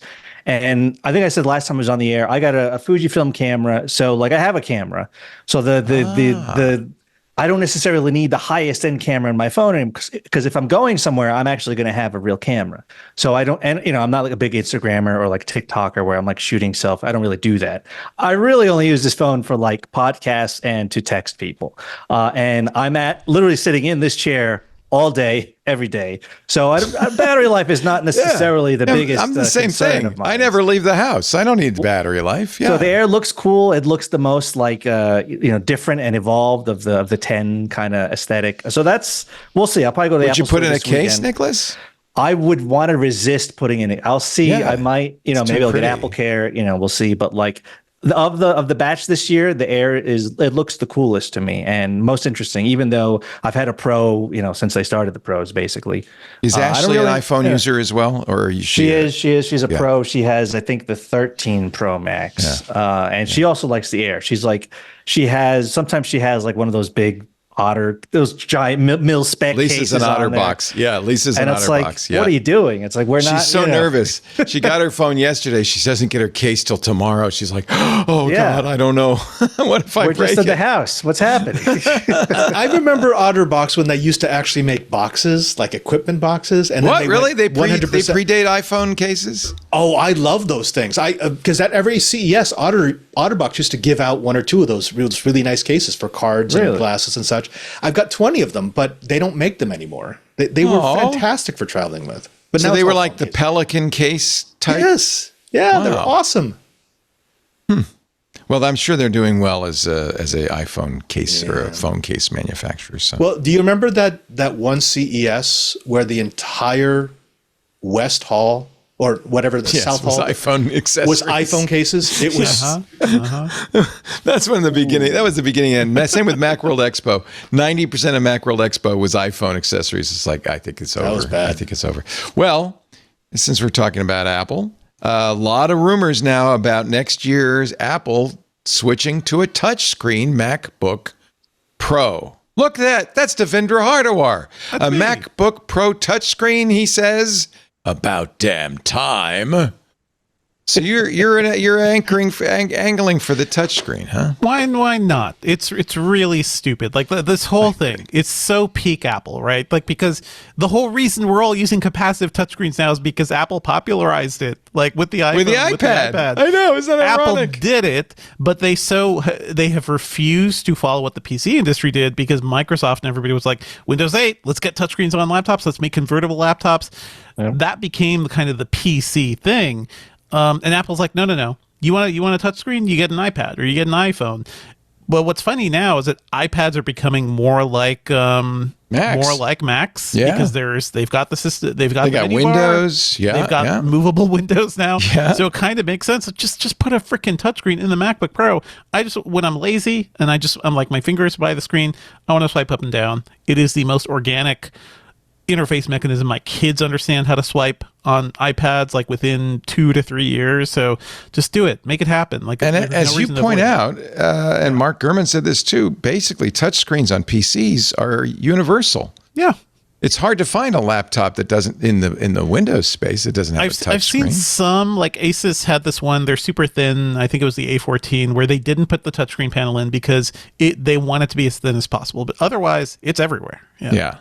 But this is Apple. This is Apple though, being like, but Mac OS doesn't really work very well with touchscreens, so we don't want. Well, they'd have to adjust it because the touch, and Microsoft went through this too. In fact, this was the horrific Windows 8 debacle, where you got these what they call touch targets that are too small for big fat fingers like mine, and you just can't manipulate the screen. Actually, I'm having some of those problems on my iPad now because of this new UI. I can't hit the buttons. And what they do is when you touch them, they make them big all of a sudden. But it still doesn't work quite right. Yeah, so I did want to jump in and just say CR currently has 142 laptops in our ratings, the publicly facing. Of those, 61 have a touchscreen. So not even half. Wow. No, but it's a lot, and it does feel like that's something that folks do like and look forward to, but it's not quite 100. But I basically agree with you guys. I think it's overdue for a touchscreen. That's interesting. I didn't realize that. So more than half still don't have it. Probably for price reasons, I would guess, as well. Yeah, as we try to keep a size. pretty decent matrix of like expensive ones, middle price ones, very cheap ones. So if you're going to buy a very inexpensive laptop from Walmart or Target, or whatever. It Probably may not not gonna have a touch screen. Yeah. Yeah. But Apple is also going to put for the first time, the OLED screens. They're going to use the same single stack OLED screen that they use in the iPad, according to the rumors, according to Ming-Chi Kuo and Mark Gurman, in these MacBooks, which will come out next year. Maybe when you go to OLED, it's just kind of a natural thing to go to touch. Probably most of the OLED panels, the higher end panels, have touch built in anyway. They also use the new M6 processor. So it's for purpose. I've got 6 laptops in my eye line right now, and 3 of them are touch and 3 of them are not. Like the gaming computer is not, the streaming computer is not, because those are desktop replacements. It doesn't really make sense. They know people are going to put it on a stand and have it far away from them. But all the Ultrabooks are touch. right. And it's really about what you're going to use it for. If it's just going to sit on your desk, touch is not super useful. That's a good point. If it's out there. Yeah. I it's funny because I use the iPad probably more than a laptop nowadays. really Yeah, oddly enough. interesting. Yeah. And I sometimes do reach out when I'm on the laptop to scroll the window or to touch a button, and it just leaves a big thumbprint and nothing happens. So What do you do on the iPad, Leo, if I can ask? I never, like, I've had iPads, of course, but I mostly just use them to read like comic books. I never really. well, you got to spend $3,000. That's the thing. You got to get the 13-inch iPad Pro with the M4 processor, and then you got to get the keyboard case, and now you got a laptop, a very expensive laptop. One of the reasons I use the iPad more is because the screen is so much better than any other screen. Okay, that makes sense. The OLED screen's unbelievable. Yeah. But also, a lot of what I do on the iPad, it's where I kind of bookmark news stories for this show and all the other shows I do. And it's very handy. I can scroll. I go, that one. And scroll, that one. It's very natural. I journal on it. I use Obsidian, and Obsidian works very well on that. But that's because I have a keyboard. I don't know, the iPad, this was even before iPad OS 26 came out, and I had windowing. I don't really need the windowing because I like the full screen. Yeah. And then you could swipe between screens. That's another thing, by the way. Gestures like that really do better with touch. To swipe between screens is very natural in touch. And Macs have had that like on the trackpad since the MacBook Air, the original MacBook Air. And I use that. I like full screen. And I like swiping between screens and swiping between workspaces. That's the whole Omarchi thing. Yes. The Linux. It's all swiping. Yeah. It's like code 1, code 2, code 3, code like command. And you're just swiping between. It's cool to mess around. I don't think you're going to like stop using PC or Mac anytime soon. But I use Kashi. My current, for a long time, I was an Arch user, then Manjaro, and now I use Kashi, which is Cashio is very popular. It's a kind of a GUI on top of Arch, so it makes it very easy to install Arch, and it's fantastic, and it has some real advantages. But I'll try Omarchi. I'll put it on one of my machines. Yeah, I mean, I like work them. for them. Now your vibe, I know you're vibe coding now. I am a little. What are you doing with it? I have mostly settled on Claude Code just because that was kind of the first one that I agree. I like Claude a lot. It's very good. Although I've also been messing with the ChatGPT Codex, which came out they just updated recently. That. Yeah.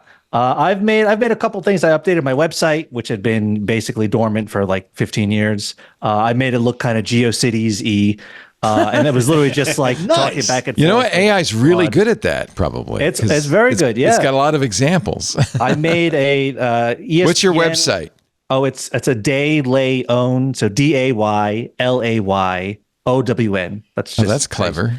Daylayon.org is the website. And it's just like a link to my it's not super active. Daylayon, is it up? Is it down? It's just hosted on. No, it's up. Yeah, daylayon.org. ONE or just ON? OWN. Like I didn't have the W in there. Oh. Daylayon. It was funny when I was like 15. This is somebody who suffered his whole life with people mispronouncing his name. That's literally yes. You've literally discovered the thing. Yeah. So it's just kind of You know? Oh, look, So I you did got that. a little animated under construction. Very nice, very nice. Yeah, and then just some the thing I'm most proud of, the second one there, PS2 analog. Now this is deep in the weeds. This is if you have a Sony DualShock 2 controller, which is 25 years old now at this point. There is an adapter you can buy called the Reflex Adapt, which lets you plug it into your PC. Okay, that's great. But until I made it, you were not able to use the analog pressure sensitive controls for the controller. Wait a minute. You wrote Yes. updated firmware? You vibe coded it? Yes, I did. Yes. And it literally works. I built it because Metal Gear Solid Delta had just come out, but I wanted to play the original on my PC on the PCSX emulator. So I was like, okay, can I do that? Well, you really can't play that game unless you have analog control. And until I sat down and did it, you could not use analog control Wow, this is the best argument for vibe coding I've ever seen. Now, is that going to change? Obviously not. It's a very niche application, but it didn't exist. Is it an assembler? Is it in C? What is it? What did it write it in? What was it? I guess C. I don't. You don't even know because you don't care. You just say you told it what to do.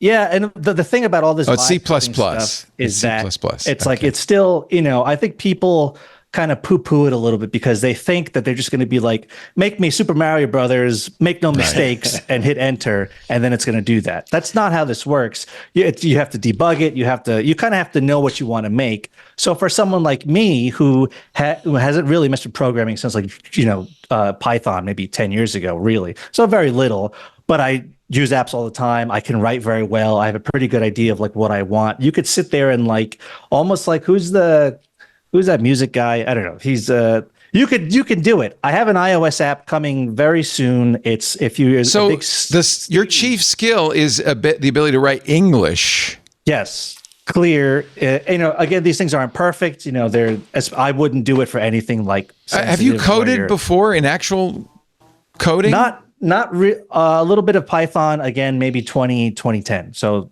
What is that? Nothing. Really interesting. Effectively nothing. How do you vet the code that it's writing? If you can't code, if you can't look at the C++ and understand it. I guess I have a limited ability to vet it. I mean, again, the only projects I've done are a website, some firmware for a thing that 10 people. Yeah, firmware is amazing that you could write firmware, to be honest with you. It works. You can ask ChatGPT to comment the code, by the way. You can understand what it's doing. In fact, it's a great way to learn how to code. I mean, I think it is an awesome way to learn to code because I don't know C++. I don't know Swift. I have an iPhone app that's like 90% done. I mess with Swift when it came out, but I never publish any projects, of course. But like if you sit there and go, it's like my favorite name is Copilot because I think that's the best kind of metaphor for what this is. Yeah. It's like you are the person in charge, but there's a person next to you who knows how to land the plane. Yes, who can land the plane, and he doesn't get tired. He doesn't get into a bad attitude. And if they're not landing the plane properly, you can yell at them and say, "Now hey. I've seen." There's I would never use this to like create an app where I'm handling people's private information because I don't, I'm not confident enough to do that. There was some dating app that came out about a month ago. People suspected was vibe coded. Well, you probably shouldn't be accepting people's, you should know a little bit more what you're doing than just leaving people's information on an open Amazon bucket. That's probably not a great idea. I think it was a Google Fire Hose, if I'm not mistaken. But like for like fun little things like the app I have coming out right now, what's that one? It's called Backlog Roulette. It's not done yet. It's like 10. I've got like 10% to go. I really just need to sit down for this. iOS 26 messed me up because now I got a liquid glass and all that stuff. But basically, if you're a big Steam user and you have a giant Steam backlog, which I do, it will go through your backlog and be like, hey, you have 400 games in your library that you haven't even touched. Here, let's spin the wheel and see which game you haven't touched and you might want to play, and we'll save it to a list and you can share it with your friends. So it's like, is it going to be the next TikTok? Of course not. But it's like I've discovered games in my own library that I forgot that I purchased like 20 years ago. I was like, really? I have that. I don't even know that. I should probably play that. So it just kind of helps with discovery. This is wild. So if you have a PS2 controller, yes, and you want to hook it up to your PC. You Now, better go. I've made additions to the code since then. The way I was initially doing it was this adapter is really built for the Mister project. I don't know if you guys are familiar with it. It's like an FPGA gaming things, but that's one platform.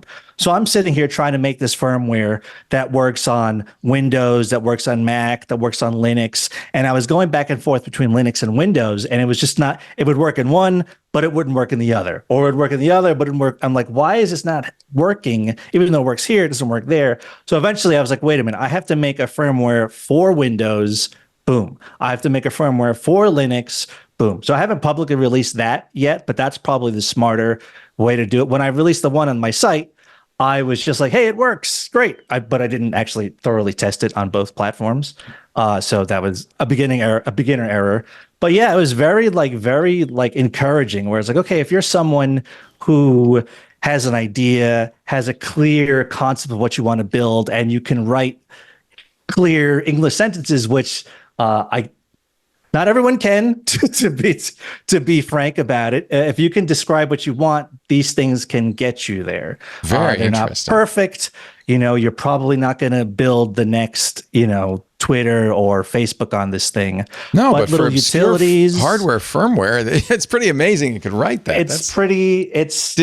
Did you have the original source code for this, or no? You just started from scratch? Well, no, these were all open source projects. The way it happened was, it was like, so I just plugged it in, and it wasn't working. And so I was actually going back and forth with ChatGPT. I'm like, hey, it's not working. And then eventually I was like, wait a minute. This is all just open source stuff. The adapter, all the libraries are open source. Could I theoretically just make my own firmware that does what I'm trying to get it to do? And ChatGPT was like, of course. You could do that. Why wouldn't you be able to do that? I could do anything. You're right. You can do anything. I can put the sun out. What would you like me to do? It took about a week, I would say. I would work. Again, I'm more or less a noob at this. And I have a day job. But this is quite a testament to what you can do with. But with over the course of, I don't know, let's call it a week or so, I can now use my DualShock 2 controller with full analog control on this PlayStation emulator, and that literally did not exist until I did it. So I was telling Ashley, and she's like, "That's great, dear." Yeah, but I'm like, you don't understand. What? Why are you doing that? What is a Reflex Adapt Retro Controller Adapter for PS2 analog button support? Like, what is that?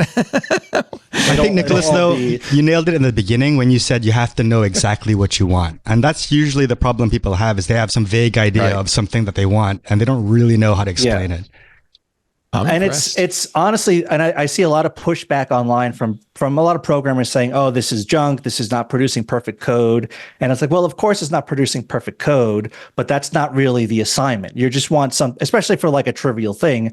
Hey, I just want it to work. I want to make a fun Either works website. or doesn't in this case. I want to make an app that's like useful to some people. It doesn't mean it's like the world's most like optimized assembly code that like Nintendo would have done in 1980. But who cares now? It doesn't matter anymore. It's honestly the same argument that like a lot of writers of, ChatGPT, all these things will never make good enough article. It's like, I don't know, people aren't reading Dostoevsky in the evening. They're flipping through TikTok. They're watching Netflix shows of various quality.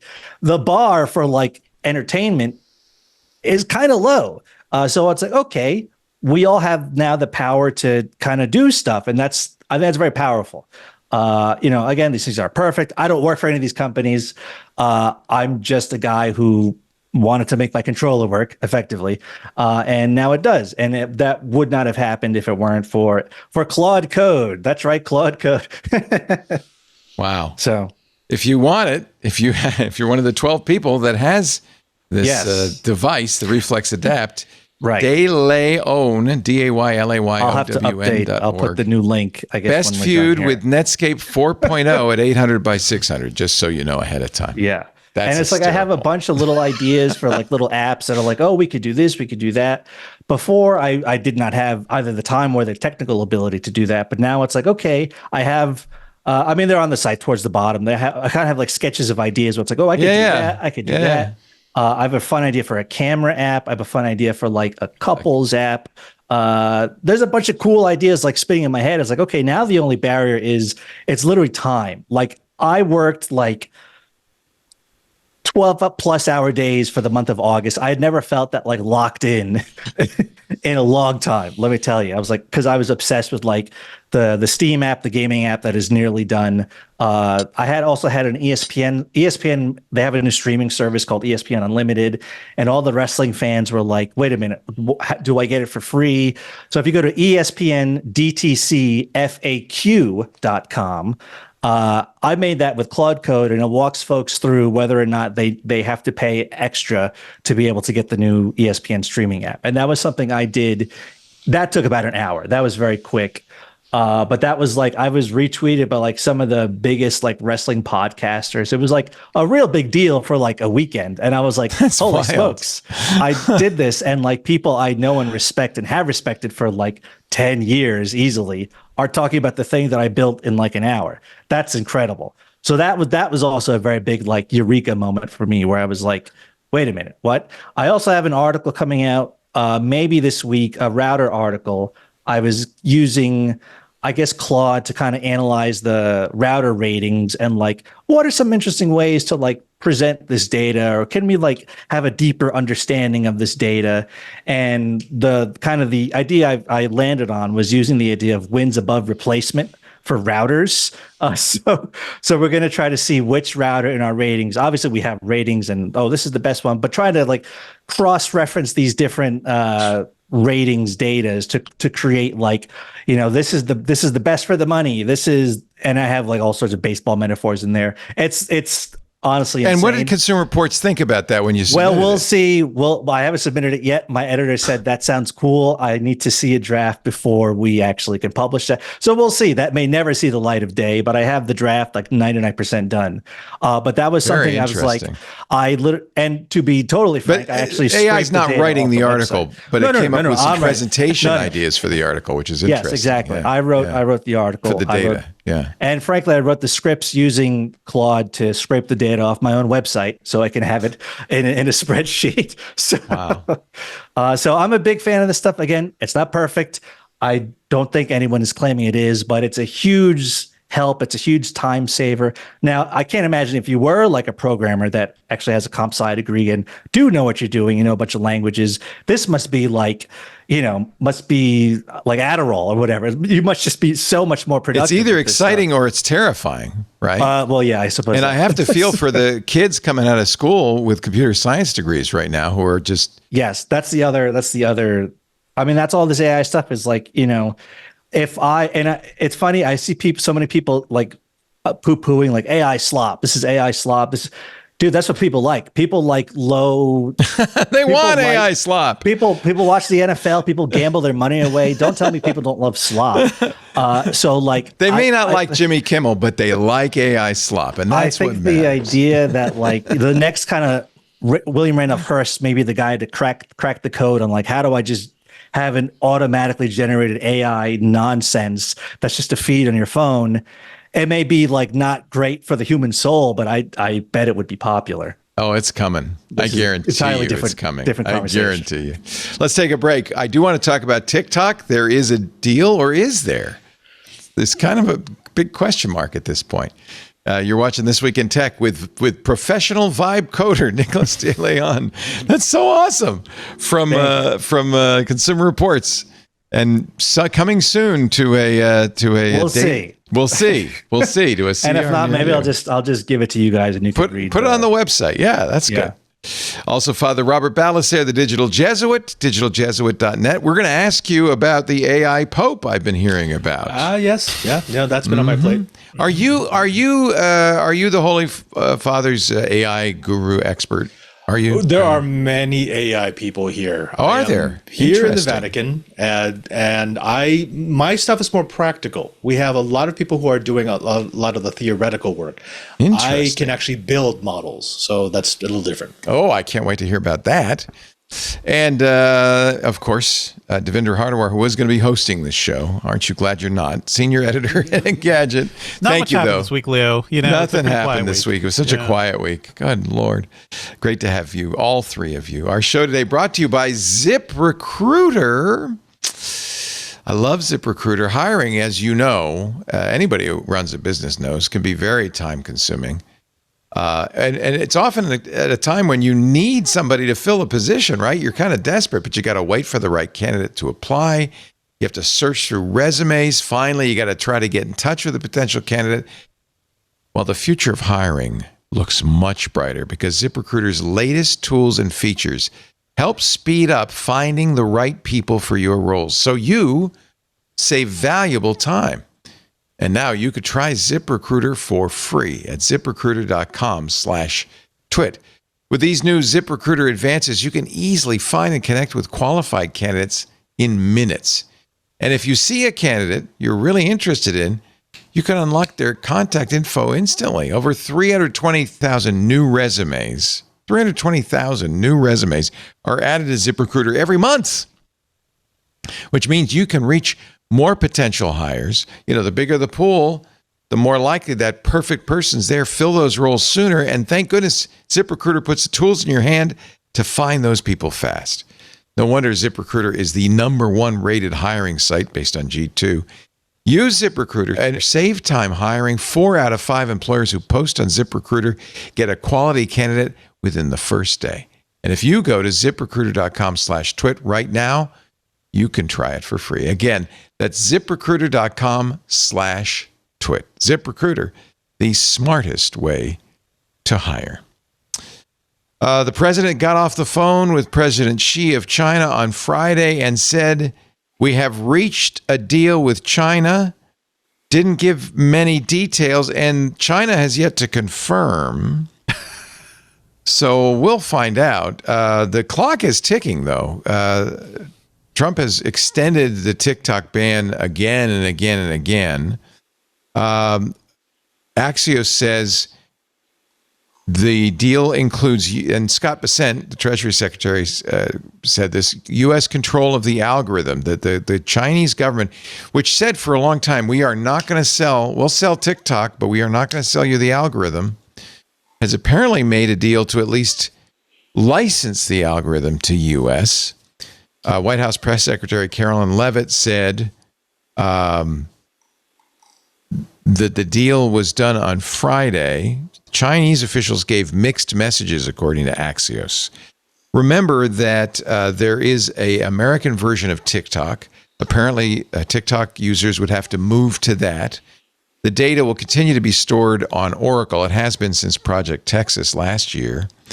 Oracle would be one of the owners, but there would be a number. In fact, 80% of the ownership would be U.S. companies, including Skydance, which is Larry Ellison's son, the company that just made that Paramount deal, and is apparently bidding to buy a Warner Discovery as well.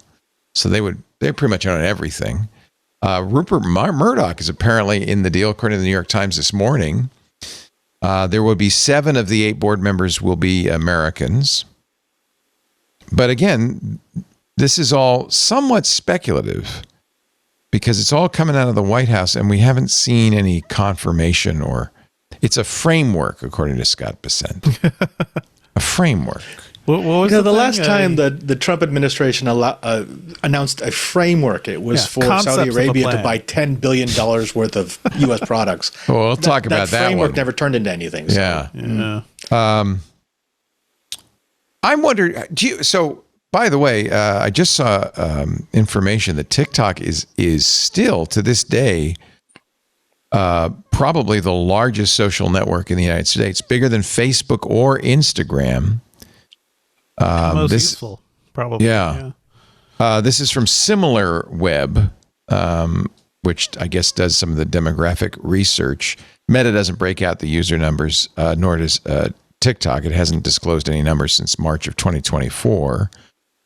So the SimilarWeb did more recent estimates, and according to these estimates, the dark purple is monthly active users, the light purple is daily active users. TikTok has 183 million monthly active users compared to 169 for Instagram, 157 for Facebook.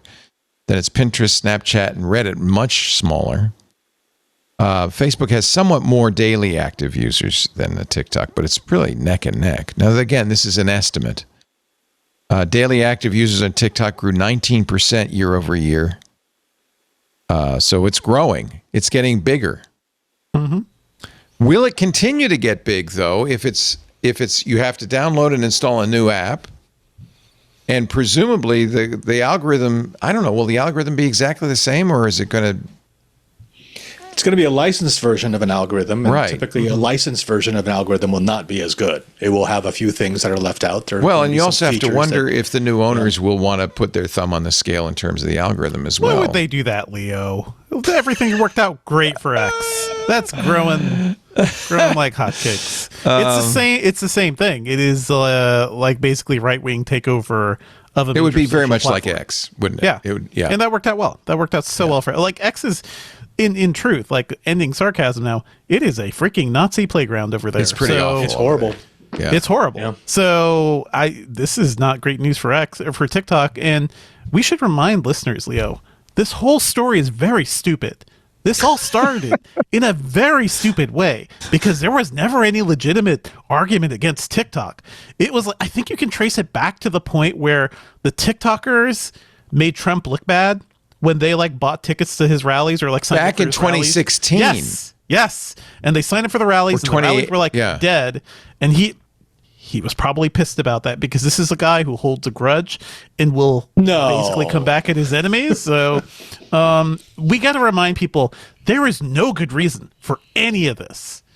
And so yet, Congress this is where voted. we are. Congress voted, and the Supreme Court upheld, and President Biden signed a law saying TikTok's banned.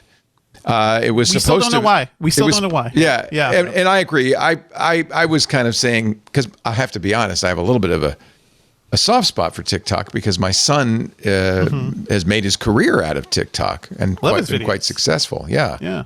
So I could see how TikTok has helped people like my son build businesses, build careers. So many people right on TikTok. Yeah. And yes, I understand it was owned by a Chinese company, which in theory is responsible to the Chinese government. They had golden shares in TikTok. And in theory, the Chinese government could slant the algorithm, could use TikTok to spy on American citizens. Not that they needed to do that because we have our own very effective companies in this country called data brokers who spy on Americans and sell the data on the Chinese government officials. You cannot trust the Chinese. They're going to be terrible. TikTok on your phone is going to spy on you. Now, I would like to sell you this pair of Meta glasses that have cameras and microphones. Yeah, wear I'm a them lot all more day, scared. please. Now, but I understand China is not our friend. I understand. Sure. Sure. We are in an active, basic Cold War with China when it comes to cybersecurity. Like that has been ongoing for decades. Yeah. Right. In fact, it seems to be they're willing to do things that we are reluctant to do. Yeah. That they are in our phone system, that they are in our grid. And as far as I know, we haven't done the same back to them. Maybe we have. We wouldn't know necessarily. No, we haven't.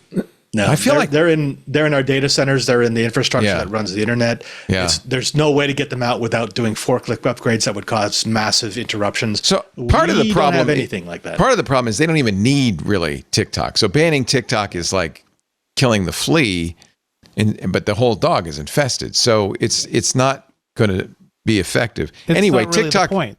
That wasn't the point. The point was to destroy and own TikTok, basically. Right. Basically, take over. And now we own it. Maybe. Maybe framework. It's a framework. It's a framework.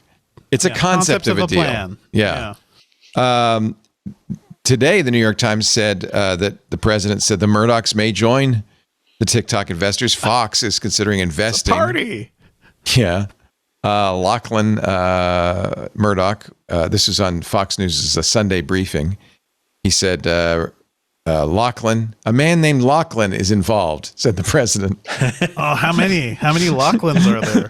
He and Rupert Murdoch are probably some man named Lachlan, Rupert Murdoch's son, we know, are probably going to be in the group. I think they're going to be in the group. It will. This is be my concern is that it will be turned into an organ of the Republican Party, basically. Yeah, basically.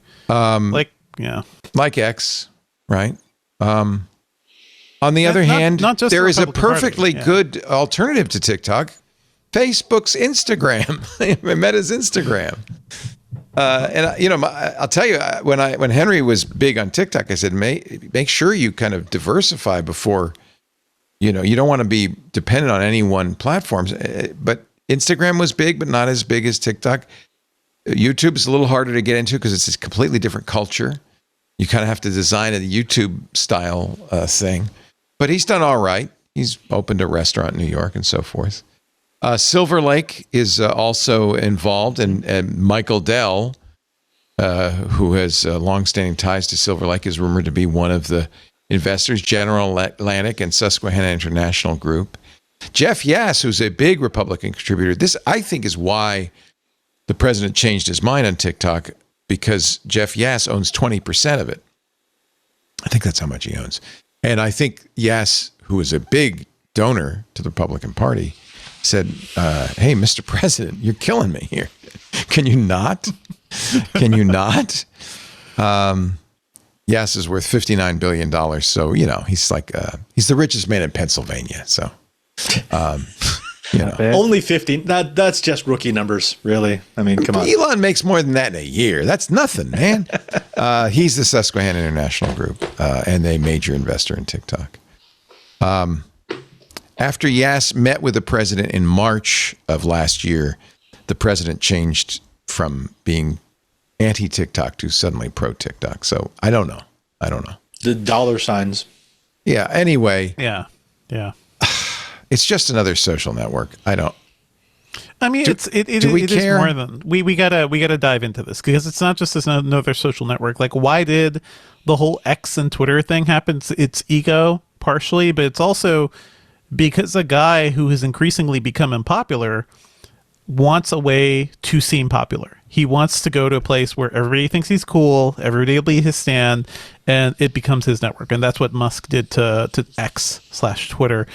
And would people stay on TikTok if that happened? I guess people stayed on X. Some people did. A lot of people left. My account's still there. I've locked it, but I'm not updating. But some people will probably stick around. But what the energy, the ecosystem, and whatever. What made it interesting is not going to persist. It's the culture, and it's the cultural aspect is something we've noticed over and over again. Conservatives just can't get in there properly, right? They'll get in with their talk radio and some other things, but when it comes to popular culture, they're not there. So, okay, I guess the only thing we can do is buy it and make it our own thing now. Again, this is a strong argument for independent media.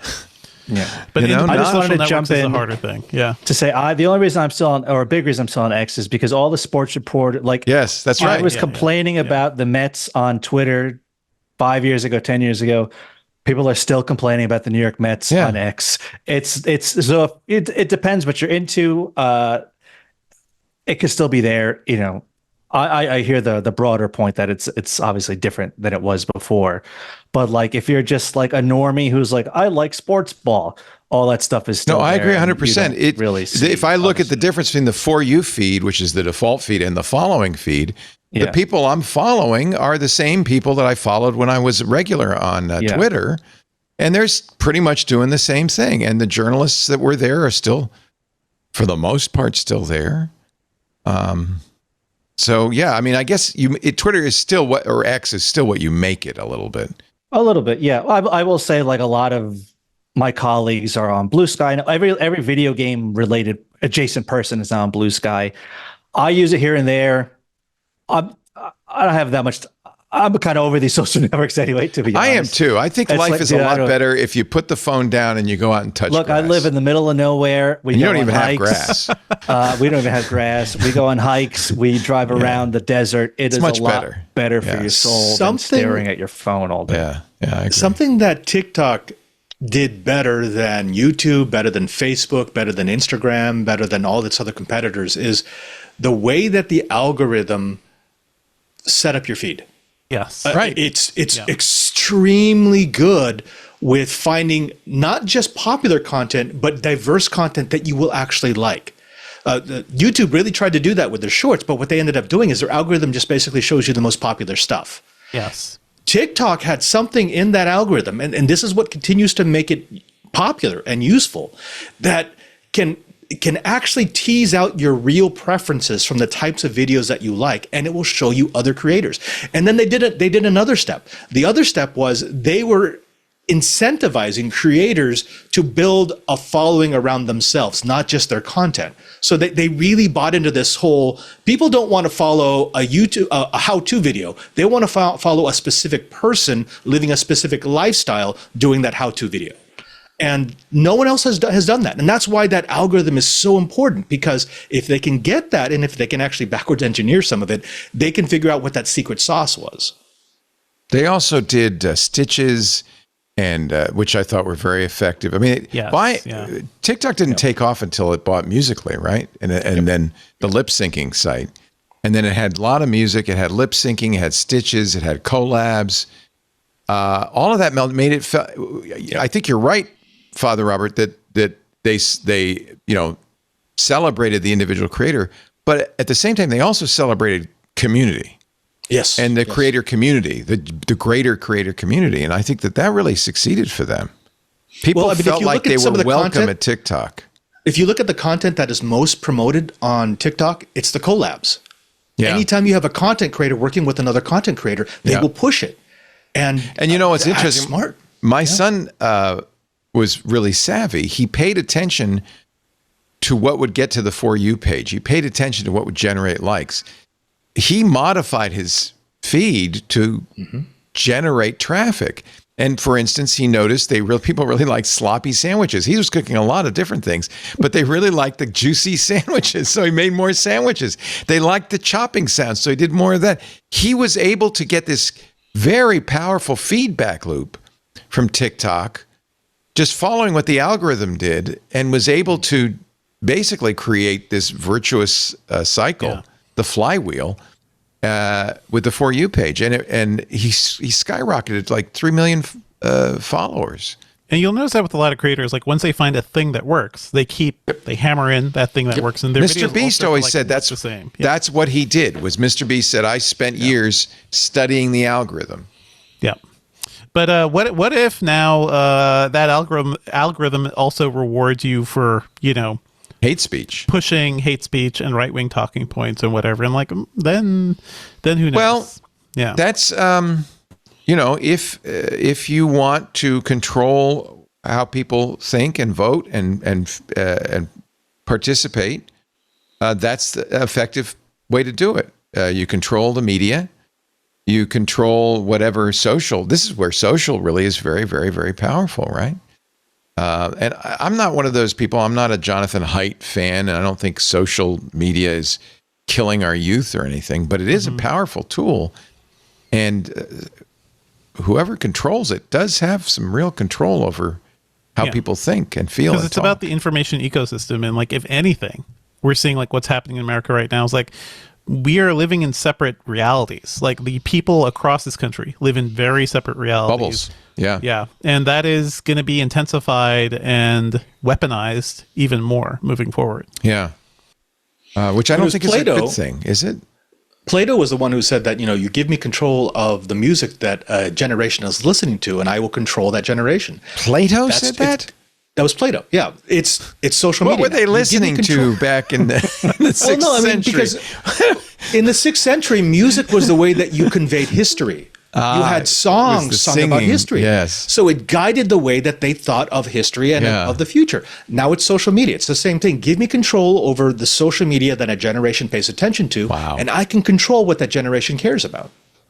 4th century BC. It was all about the music. The kids, what the kids are listening to, That damn rap music. This is, again, I feel so serious about this that we really need to support independent media and not corporate media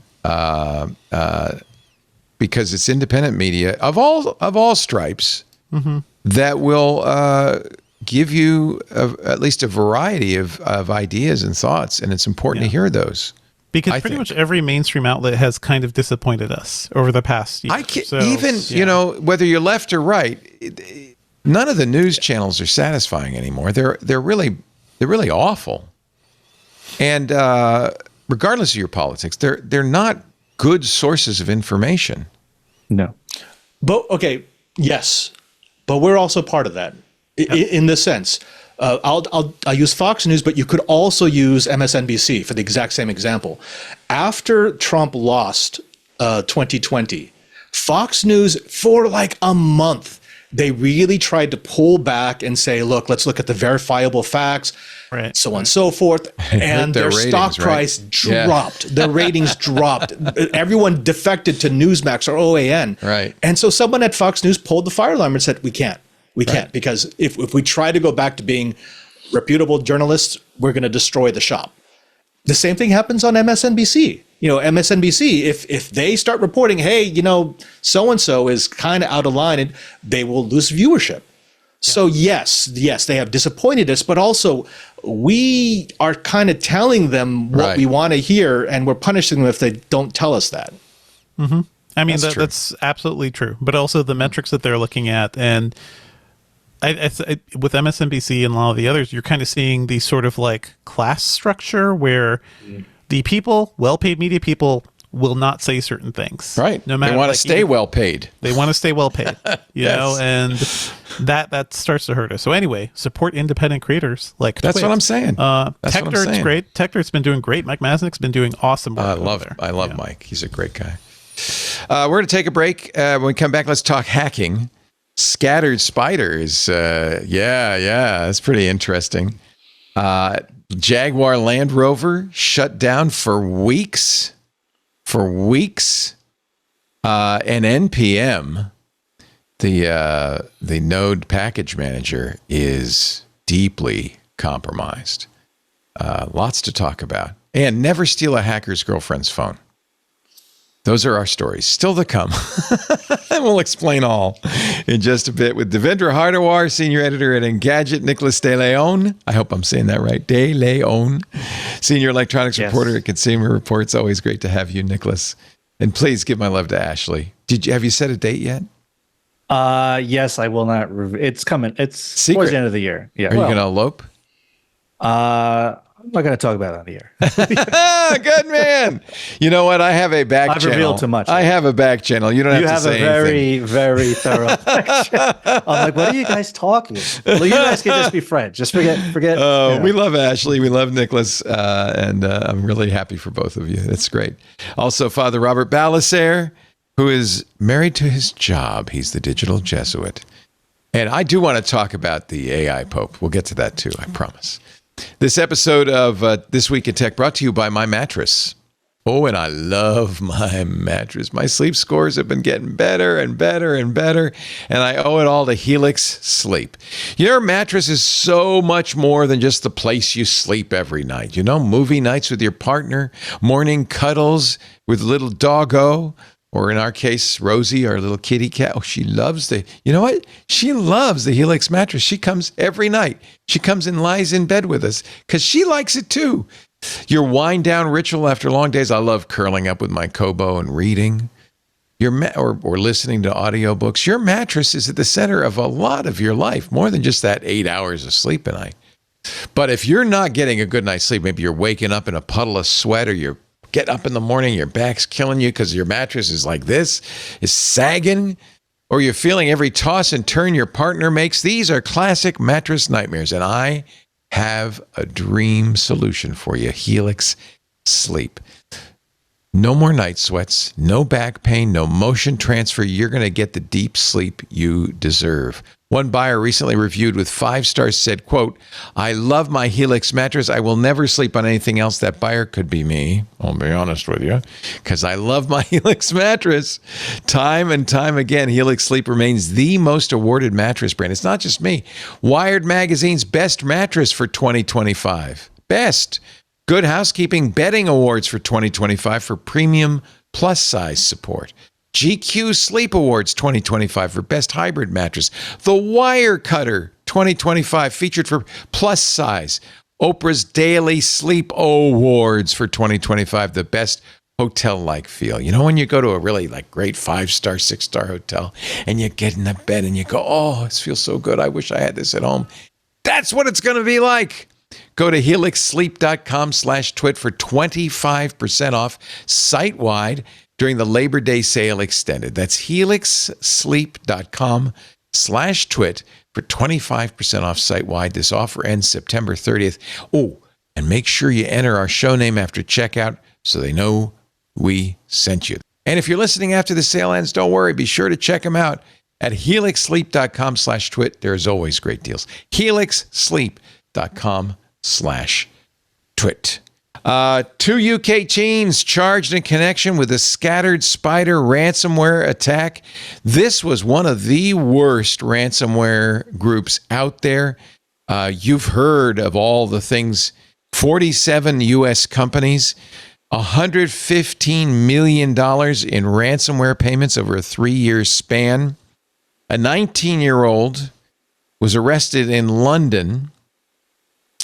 And other Scattered Spider members also arrested. An 18-year-old in West Midlands, charged by UK prosecutors. They were going after them in the cyber attack on Transport for London, the London public transit system. I think there was another arrested. These guys, actually, I underestimated it. The U.S. Justice Department said that Scattered Spider was part of a conspiracy that conducted 120 cyber attacks, 47 U.S. companies. 5 of the victims alone paid them $89.5 million in Bitcoin. After accessing servers under the control of one of the arrestees, investigators found Bitcoins that a blockchain analysis determined had been paid by victims. U.S. charges of computer frauds conspiracy, computer fraud, wire fraud conspiracy, wire fraud, and money laundering. Maximum penalty, 95 years in prison for this 19-year-old. And then more scattered. I don't know if this is a teenage boy is being held in the Clark County Juvenile Detention Center in Nevada in Las Vegas. I was there for that. He disrupted, it is thought, the 2 largest Las Vegas casino companies. He's also part of Scattered Spider, I believe. Yes, you were there for it? Oh, yeah. No, let's see, there was that, the casinos, then they MGM and Caesars, right? That's right. The state database that controls their DMV, there was basically no state business that could be done for a month. So it's just a bunch of threat actors, and their number one go-to move is something that is not so easy to defend against, because when we're talking about cybersecurity, it's normally, well, we'll put up a better firewall, or we'll have a better detection, intrusion, prevention method. They're really good at social engineering. Yep. So one of the things that they do is they call up help desks and they get employees' passwords reset, and once they're in, they can just run any ransomware software that they need. So they're not even trying to brute force, they're not trying to attack from the outside. They're just taking advantage of the weakest spot of every company's security, and that is humans. They are social engineering humans. Scattered Spider, along with Shiny Hunters, also implicated in the Salesforce attack, which has now bit so many companies. And so many breaches. That village at DEF CON has really exploded the last couple of years. It used to be a niche thing, but they do live demos every year. And what's the village called? What is it? The Social Engineering Village. Oh. I mean, seriously, Leo, if you're ever thinking about going back to DEF CON, you could go just for that. And it'd be fascinating. So how does that work? You put them in a set booth. Up fake call centers? No. So the demo that they will do is it's an actual call. It's a live call that they're trying to get some sort of information that they shouldn't have from the person on the other side of the call. And they're in a booth. People are watching. They have just a tool set that they bring with them. And what these people can get more times than not is just incredible. Because customer service reps and employees generally want to please. Yep. And we were talking about this on Wednesday on Security Now, or Tuesday on Security Now with Steve Gibson. All you have to defend against this, you have to be perfect. You cannot, employee cannot click on one link. Employee cannot enter one password at the request of a social engineer. The bad guys, they only have to get through once. You can't make one mistake. And Steve is of the opinion, I don't know, I'm curious what you think, Father, that we can no longer count on training employees. It's just too difficult. We have to have better protections than that. We gave up on training about a decade ago. They're gonna click on links. Yep. We just assume that they're going to click stuff they shouldn't click on. We assume they're going to give out information that they shouldn't give out. So what we've done over the last 2 decades of me being in positions like this is we've changed the way that we store information. We changed the way that we access services. We just assume is zero trust one of the solutions to? Yeah. Not just never trust, assume anybody that's in the network is a good guy. Everybody is a bad guy unless everyone's you know a bad otherwise. actor. Yeah, correct. We still do the training, and the hacker's always like some guy with like a hat, and he looks like so obvious. He's got a hoodie. My favorite part. My name is Mr. Robot. Would you give me your password? I mean, what a great business to be in. We're the company that produces those hacker training videos for corporations. But there were a couple of years ago, they had like a big free Kevin bumper sticker in the background. I was like, if you know what that sticker is, you should not have to take this test. They did not believe me. Yep. Kevin was freed a long time ago, I might add. Yes. And he too. Well, he wrote a bunch of books. He was also like he passed away last year. Yeah, but it's all social engineering. It's like there's technical skill. Okay, yeah, Kevin was very good at that. It's Kevin was just a good friend. Yeah. At DEF CON, there were always the free Kevin stickers, but last year they all changed to reanimate Kevin or clone Kevin. I miss Kevin. He was actually a great guy with a great sense of humor, who lived on tuna fish in prison because he did get caught. By the way, you will get caught, so stop it, knock it off. That's why I mentioned this arrest. So Land Rover, Jaguar Land Rover, has extended its shutdown. They've been shut down for weeks now. They discovered the problem in late August. They haven't been able to make cars this month at all. Their fault. This is their fault. They're trying to restart their systems. On Tuesday, it said the process will take time and extended the shutdown till later next week. Some data was compromised. There was apparently, even though they initially thought there was not, some stolen customer information. The hackers belong to Lapsus, Shiny Hunters, and Scattered Spider. They claim joint responsibility going by the name Scattered Lapsus Hunters 4.0. They're memeing themselves. At this point, they're so cocky. They know exactly how to get through. And well, I mean, in this case, it wasn't just social engineering. It was some really bad security practices. So those Jaguar Land Rover are owned by Tata Group, which is an Indian multinational. Tata Group outsourced security and infrastructure to Tata Consultancy, which is another part could possibly go wrong. Which doesn't know what they're doing. And they basically build a flat network. And a flat network means once you get in, you have access to everything. You got lateral movement everywhere. You would never create this for a multinational company, but they did. So not only were the attackers able to get in and suddenly attack everything, but the problem that they're having, according to the people that I've been listening to, is they'll get a factory cleaned and then they'll get it back online and it will immediately get reinfected. Because it's flat, because they're getting reinfected from everything else. So this is worst case scenario. This is the worst case scenario of an advanced persistent threat, where it's so deep in your equipment that you don't even know what to fix first. Wow. Because the whole network's compromised. Yeah.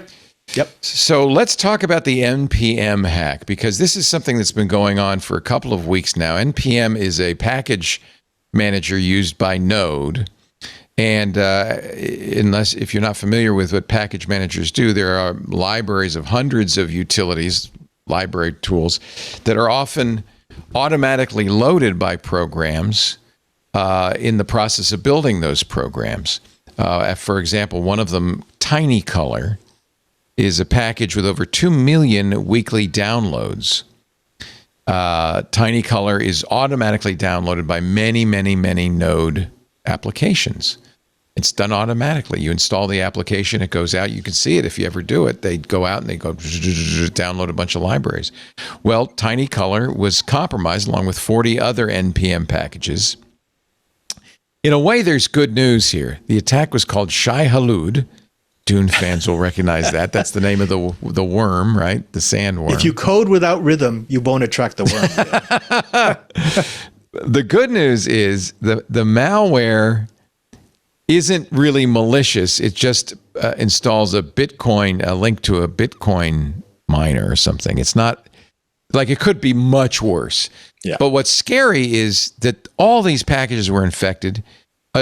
Billions of downloads of these packages across, it could be everywhere, right? This is a massive supply chain attack, and it's going on. It's ongoing. CrowdStrike was affected. Do you know anything more? Is there anything more you want to share about this, Robert?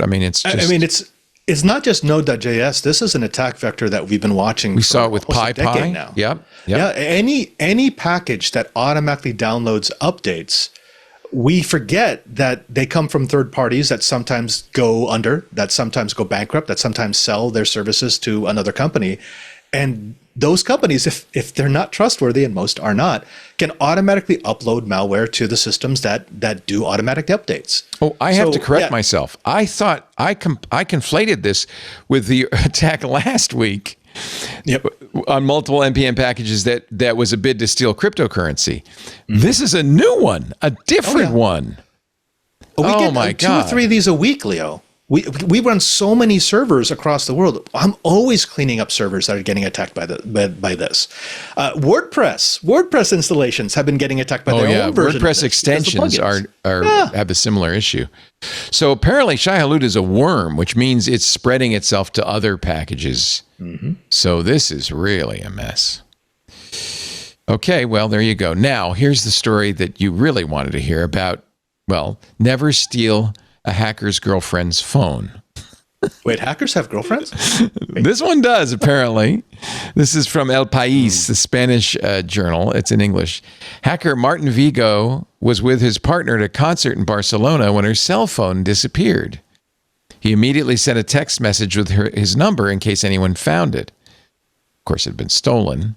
He got a text message, and we've all seen these, quote, from iCloud, saying, I have found your iPhone. It's been located. Oh, sorry. Apparently, I've just been hacked by balloons. But your information is still on it, and I need you to delete it. Exactly. Please release it from Find My. So Vigo said the text message was awful typos, a suspicious domain. But as a hacker, Vigo wasn't going to let that message go unnoticed. He investigated. This is very similar to the cuckoo's nest, right? He saw something and he investigated it. It concluded with a massive 2-year police operation between 2022 and 2024 in 6 countries. 17 people were arrested. It was a cell phone stealing ring. And Vigo tracked him down and got him busted.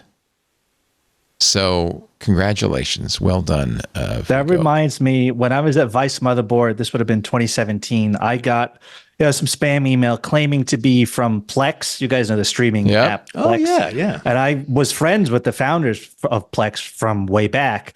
And the email was like, oh, we're launching a new VPN service. Click here to...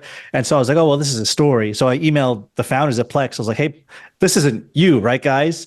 And they're like, no, of course not. Here's our statement. Well done. Please don't download. Well so done. I published it. And then I was able to, with pretty high confidence, determine who was behind it because they called me. They sent some harassing texts and calls. I'm pretty sure I was able to track down who was behind it. I don't want to speak public because there some legal stuff happened, but it was a very you would never have guessed this was the person that was behind that scam. I was like, really interesting. So be on your guard. Money sucks a lot of people in that probably shouldn't be sucked in.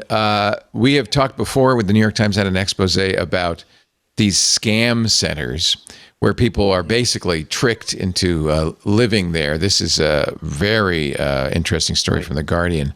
The huge growth of Myanmar scam centers that may hold 100,000 trafficked people. The scammer that is trying to scam you may in fact be a victim themselves, stuck in a compound, unable to escape, and forced to perpetrate these scams. And because Myanmar is owned by a kind of a corrupt junta, is run by a corrupt junta, they turn the other eye. In fact, they probably encourage it. Well, as long as money is coming in, they don't care. Yeah. This is an example of one of these scam centers with an on-site hospital, restaurants, bank. He's got a neat line of villas with manicured lawns, but the people can't leave. It's heavily guarded. Myanmar, Cambodia, and Laos have become havens for transnational crime syndicates, according to The Guardian. Amazing. Dark. Pardon me? That's pretty dark. Yeah. It's dark. Well, They're out there, but yeah. Right now, if you meet someone from Myanmar who's outside of the country, it means that they've been given permission to leave the country. What they have to do is they have to give 25% off the top of whatever income they make straight to the government. Yeah. If they do not do that, they are not allowed to come back to Myanmar. Right. So, I mean, the government is so desperate for foreign currency right now, they'll turn a blind eye to basically any much like North deals. Korea, right? Same thing going on in North Korea. Boy, I really want to do this. All right, let's one more break, and then I want to hear about the AI Pope Leo. Okay, the AI Holy Father. If you think about it, we've got AI therapists, we've got AI coders, we've got. Why not an AI Pope? I don't know. Could he take confession? He could take confession. Could he? Neo. Neo would be better. Neo. I like it. The blue pill. But we've got Father Robert Ballecer, Nicholas De Leon, and Devendra Hardawar. Great panel. Great to have you all. We haven't even gotten through half of the stories, but we're not going to do them all. Do not fear. We will go through a few at the end. We're almost done because it's been a long, hard day. The episode this week brought to you by Zscaler.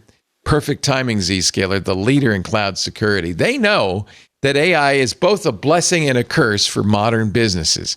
It's a curse because hackers are now using AI to create incredibly effective phishing emails and scams, to literally to vibe code tools to hack into you, to breach your organization. But your organization is probably using AI to power innovation. It drives efficiency. It may help bad actors deliver more relentless and effective attacks. It's true, phishing attacks over encrypted channels increased last year by 34.1%, fueled by the growing use of generative AI tools and phishing as a service kits. And in some ways, AI is a real boon for an organization. But you have to use it. You have to be smart, right? Organizations in all industries, from small to large, are leveraging AI to increase employee productivity. They're using public AI, like Claude Code for engineers with coding assistants. Marketers are using, ChatGPT with writing tools or Copilot. Finance is creating spreadsheet formulas, doing things like pivot tables they had no idea how to do before. Companies are automating workflows for operational efficiency across individuals and teams. They're embedding AI in applications and services that are both customer and partner facing. Ultimately, AI helps companies move faster in the market and gain a competitive advantage. How can I leverage, though, this duality of AI? Companies certainly have to think hard about how they protect their private and public use of AI. They also have to think about how you defend against AI-powered attacks. Well, we've got the solution, Zscaler, Zero Trust plus AI. Ask Stephen Harrison, the CISO of MGM Resorts International. He says with Zscaler, quote, we hit a zero trust segmentation, just what you were talking about, Robert, segmenting the architecture. We hit a zero trust segmentation across our workforce in record time, and the day-to-day maintenance of the solution with data loss protection, with insights into our applications. These were really quick and easy wins from our perspective. Don't fall prey to the bad guys that are out there attacking you all the time. The problem is so many companies have relied on traditional perimeter defenses, firewalls, but then they've got to have a VPN to get in through the firewall, and that gives you a public-facing IP, which is just something the bad guys can hammer on. It's a new attack surface. There's just no match in the AI era. It's time for a modern approach with Zscaler's comprehensive zero-trust architecture plus AI that ensures safe public AI productivity, protects integrity of private AI, and nothing works better than Zscaler Zero Trust to stop AI-powered attacks. You could thrive in the AI era with Zscaler Zero Trust Plus AI to stay ahead of the competition and remain resilient even as threats and risks evolve.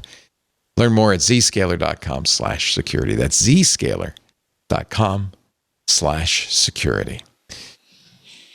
So, whose idea was the AI Pope?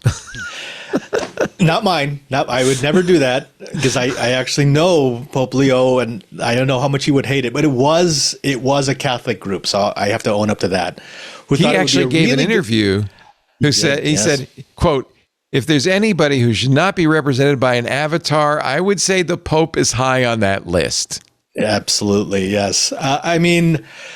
Look, it was an interesting thing. We have an AI called Magisterium AI. That's an LLM that uses church documents. So they figure, is it your own LLM, or do you use Llama or something?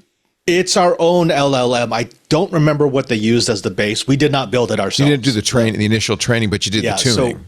The fine-tuning. Our train. So the one that we're building here at the Jesuit Korea, we did build it ourselves. So it is ours. Really? 100%. How many H100 GPUs does the church have? We outsource that. We don't actually.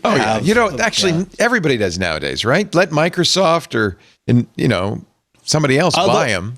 I did ask if we could get a server room filled with them right next to the particle collider that builds antimatter underneath St. Peter's. Yeah. Sure. Right. But the Vatican has the money, though. The Vatican can afford this. We do not have. People always assume that we have the money because. Look, we've got artwork that's priceless. We have buildings that are amazing. You're not going to sell it. No, it's not liquid. You're not going to sell the Pietà to fund an H100 network operations center. No, that's not going to happen. I mean, I asked, but no, it's not going to happen. This is from the Register. Nice try, sinners. Pope nixes idea of AI pontiff blessing netizens. He must have laughed a little bit, right? I mean, yes, but also not so much. I mean, look, even the name that he chose for himself, Pope Leo XIV. The reason why he chose that was because Pope Leo XIII is famous for having written and promulgated a document called Rerum Novarum. It's the encyclical against the dehumanizing effects of the Industrial Revolution in the late 18th century. Isn't that amazing? And so he was very conscious of that when he chose his name. Yeah. Oh, no. I mean, the name means something. The name it's not just a random name. He realized in his mind that the AI revolution, which is really just a culmination of the IT revolution, is the exact same thing that we had with the Industrial Revolution. It's this idea of we are changing the very nature of the way that we live. We are changing the way that we relate to one another, and we're changing our relationships. So therefore, the same sort of lessons apply. Well, for a man who is speaking out against the harmful effects of AI, why would you think he would be okay with you making an AI avatar of him? And that's just okay. I love this quote. He says, this is Pope Leo, if we automate the whole world and only a few people have the means with which to more than just survive, but to live well, have meaningful lives, there's a big problem, a huge problem coming down the line. I love that. That is so right on. I mean, that's the conversation I had with Jason Calacanis the last time I was on Twit, when he was talking about, AI is going to allow people to be, to exercise radical independence. No. You're selling desolation and darkness and no hope as a good thing. Yes. Leo and the people that he's gathering around him, they understand that with this move, if you do not care for the human, if you do not care for the person, you're going to be destroying entire generations. And if the church doesn't care for humans, who's going to care for humans? Yeah, it's kind of our job. That's kind of your job. I mean, maybe there'll be an AI church, a church for the AIs. Okay, fine. But kind of what we're doing, actually. Is that what we're building towards general intelligence, right? Like it's all like hope and prayer that they're going to reach AGI. This is a whole new religion we've built. It is a religion. But, okay, there is a technical part. Even going to Mars is a religious belief, not a real possibility. So in the conversations that we've had over there, one of the things that he brought up that is very important to him is the idea that we cannot take something that is as important as building an actual personal connection and hand it over to a probability machine, which is what LLMs are. LLMs are just probability generators. So if he's telling people that you have to have that actual human connection, it means no, LLMs are off the table for that. We use LLMs. We use AI in the Vatican. We use it here for many of our tasks. Really? But that is a task that it doesn't fit. It does We talked about that last time, didn't we? That ministers and priests are using AI to help generate sermons and homilies and things like that. Mm-hmm. Yeah. I mean, that's got to be an onerous task to come up with something smart to say every week. So an AI can help a little bit with that. That's their job, Leo. Okay. It is their job. I like to say that every Catholic priest has 3 years of homilies. And that's because we have a 3-year cycle. There's a book. Right. You're right. That goes for 3 years. Right. And then we restart with the same readings. Not much past 3 years, which is why I typically only stay at parishes for about 3 or 4 years. That's when they start saying, I heard this one. It all. I heard this one, Father. Yeah. But the next guy's going to be reading from the same book, isn't he? But he brings his own slant. It doesn't matter if we're reading the exact or interpreting the exact same piece of so you start, it's just the kernel of the homily that you then because move on. The homily involves you. It involves as the minister. You have to bring something into it. I like Correct. If you're good at it. That's fine. Yeah. You know what? My English teacher in 8th grade told me there's only 5 stories. We just keep telling variations of the same 5 stories over and over again. He said, this is why it's so important to read the Bible, the Odyssey and the Iliad. There's certain fundamental texts that really are the basis for all the stories we tell from then on. He was a very smart man. As Sun Tzu once said, I didn't say any of that stuff. Go get him. Go get him, Sun Tzu. So there are really only 5 episodes of Twit, right? They're really, that is true, by the way. This is we've done 1,050, but there's really only 200 over and over again, the 5 Seakeeper. That's probably true. So I don't even understand this. There's a Finnish firm called Blueforce. They make refrigerator systems for quantum computing, which rely on helium-3.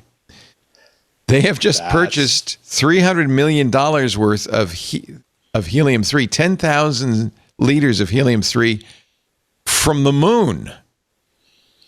Apparently, there's a commercial space company called Interloon.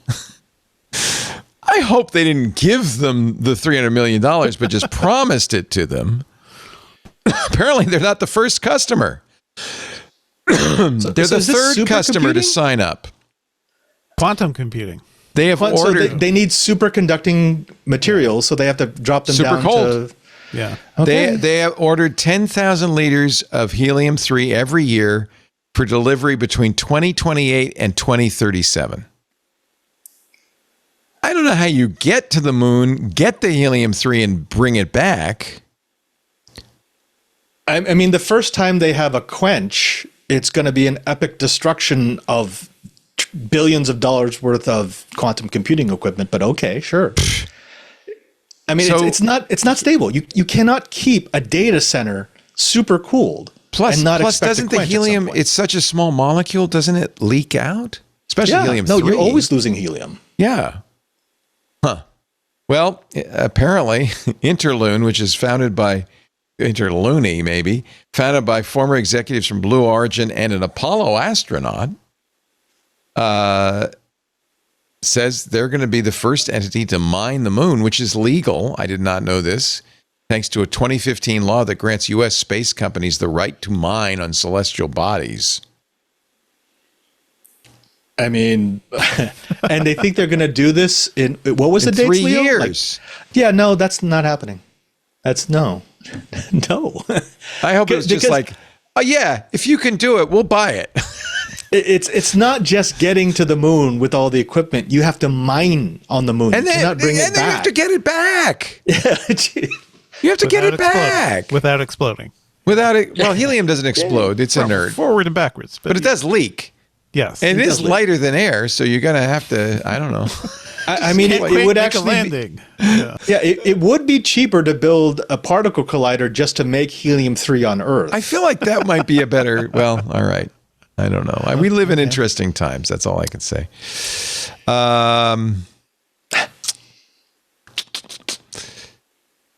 I mean, OpenAI did sign a $30 billion contract with Oracle to provide the services for their AI. Yeah. And they have no way to pay the $30 billion.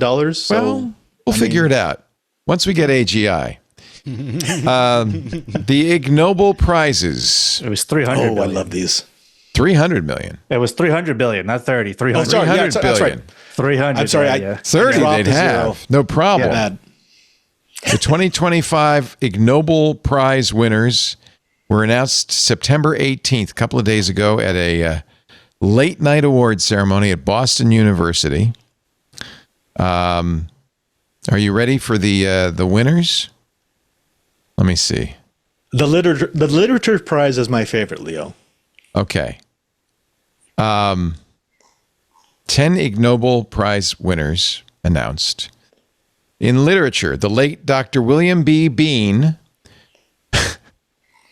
for persistently recording and analyzing the rate of growth of one of his fingernails for over 35 years.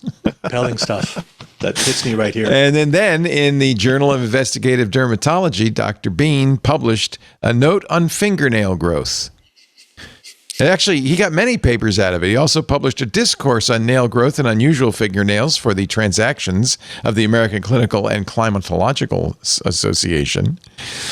He published in the Archives of Internal Medicine, Nail Growth, 25 Years Observation, and then followed it up with a very popular sequel, Nail Growth, 30 Years of Observation. Psychology goes to Poland, Australia, and Canada, to a number of scientists for investigating what happens when you tell narcissists or anyone else that they are intelligent. The botany prize is actually interesting. I would not have guessed that. Botany. All right, we'll jump ahead. We'll jump ahead to botany. Where is botany? I don't see botany. Aviation, Botany, engineering. Germany, Brazil, and U.S. Jacob White and Felipe Yamashita. They found evidence that when plants grow next to plastic plants, they will start to imitate the growth of the plastic plants. Would not have guessed that. The nutrition prize goes to, I'm not going to read everybody's name, for studying the extent to which a certain kind of lizard chooses to eat certain kinds of pizza. The opportunistic foraging strategy of rainbow lizards at a seaside resort in Togo is the paper. That was a lot of marijuana.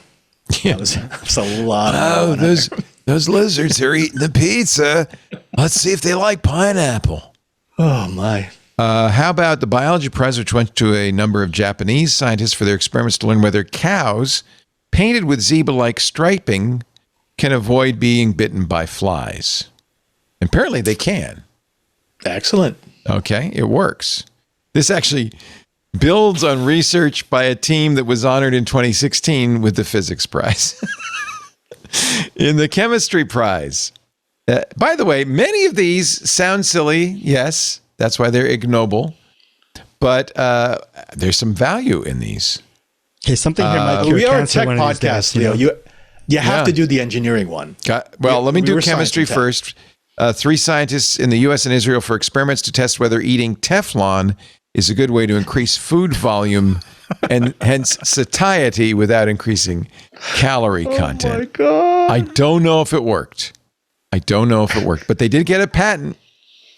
They got a patent, so it must have worked. The patent is for the use of non-digestible, non-fibrous volumizer of meal content as a method for increasing feeling of satiety. I mean, you basically just eat rocks, right? That works too. That's the same Google thing. Told me to do that. The Peace Prize to 3 scientists from the Netherlands, UK, and Germany for showing that drinking alcohol sometimes improves a person's ability to speak in a foreign language. I knew it. Scottish. Definitely Scottish. Oh, I can speak Scottish great. Give me a wee dram of whiskey and you'll never hear me say anything else. Take another drink and you're speaking Welsh. Engineering. From an engineering design perspective, how foul-smelling shoes affect the good experience of using a shoe rack. Should be the other way around. The paper published in the proceedings of the HWWE, your guess is as good as mine and what that stands for. Smelly shoes, an opportunity for shoe rack redesign. Okay. How about the aviation prize to scientists who studied whether ingesting alcohol can impair bats' ability to fly? And you said you like the physics prize? Oh, this is perfect for you. It comes from Italy, of course. Discoveries about the physics of pasta sauce, especially the phase transition that can lead to clumping, which can be a cause of unpleasantness. Finally, someone's asking the important questions. The paper is phase behavior of cacio e pepe sauce. Congratulations. Do you like cacio e pepe? To all the winners. People go crazy over cacio e pepe. I don't understand it. I mean, it's never mind. Jeff Jarvis.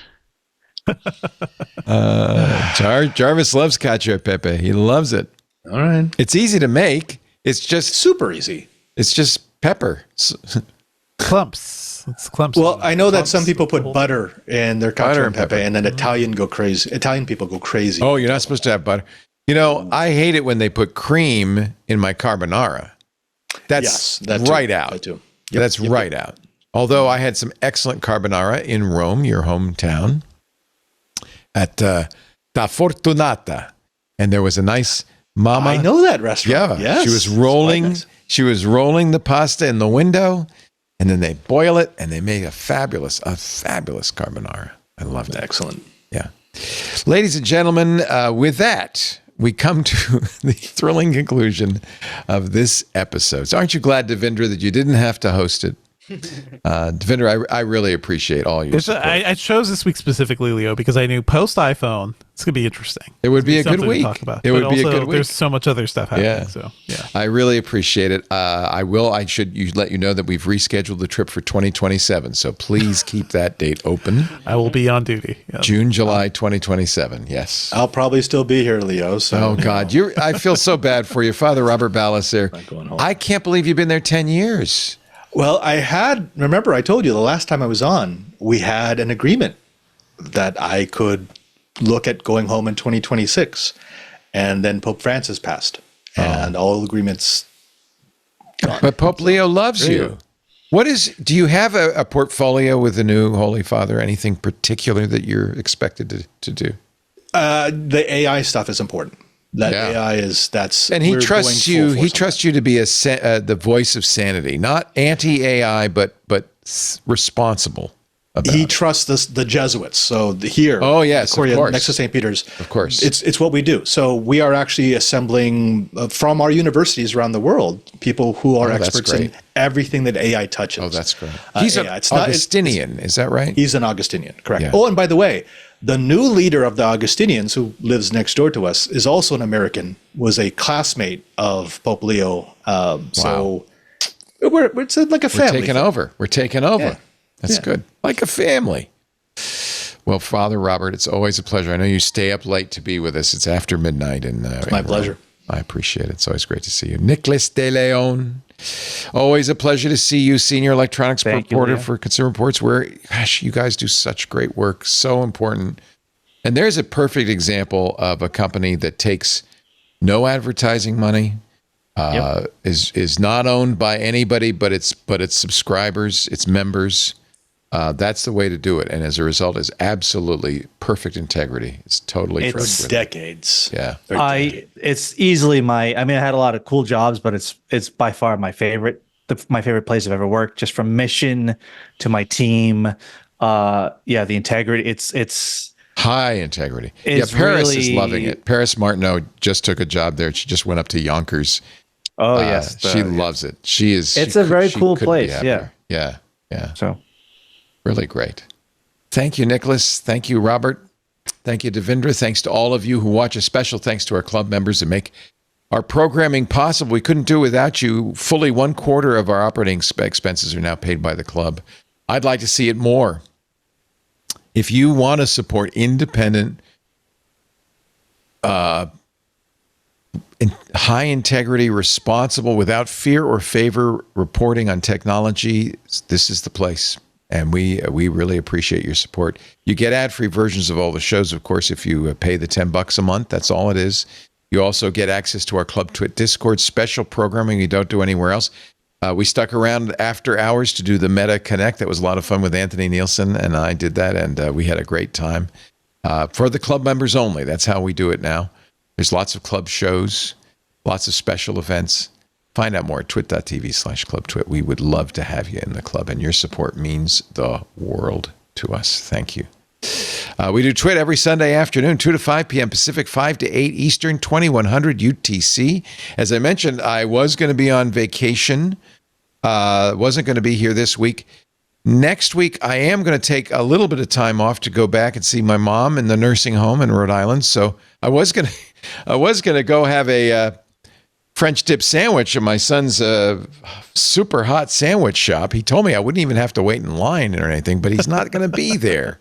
So I'll just go out, I'll see mom, and I'll go get a French dip some other time at Salt Hanks. So, but I won't be here next week. Next week, I'm actually thrilled. Alex Kantrowitz, the host of the Big Technology podcast and the Big Technology newsletter, is putting together his own panel. It'll be a Big Technology takeover next week. Another great independent podcast and newsletter from a very, very smart guy who has got great connections. So this should be a very interesting show next week. And then I'll be back the week after, and the week after that, and the week after that, and the week after that, until 2027. I'll be here. If you don't want to watch live, and you can, by the way, if you're in the club, you can watch live on the Discord, but you can also watch on YouTube. Everybody can. Twitch, TikTok, Facebook, LinkedIn, X.com, and Kick. We're ecumenical. We're everywhere. You might want to watch us, but you don't have to watch live. You can also download copies of the show.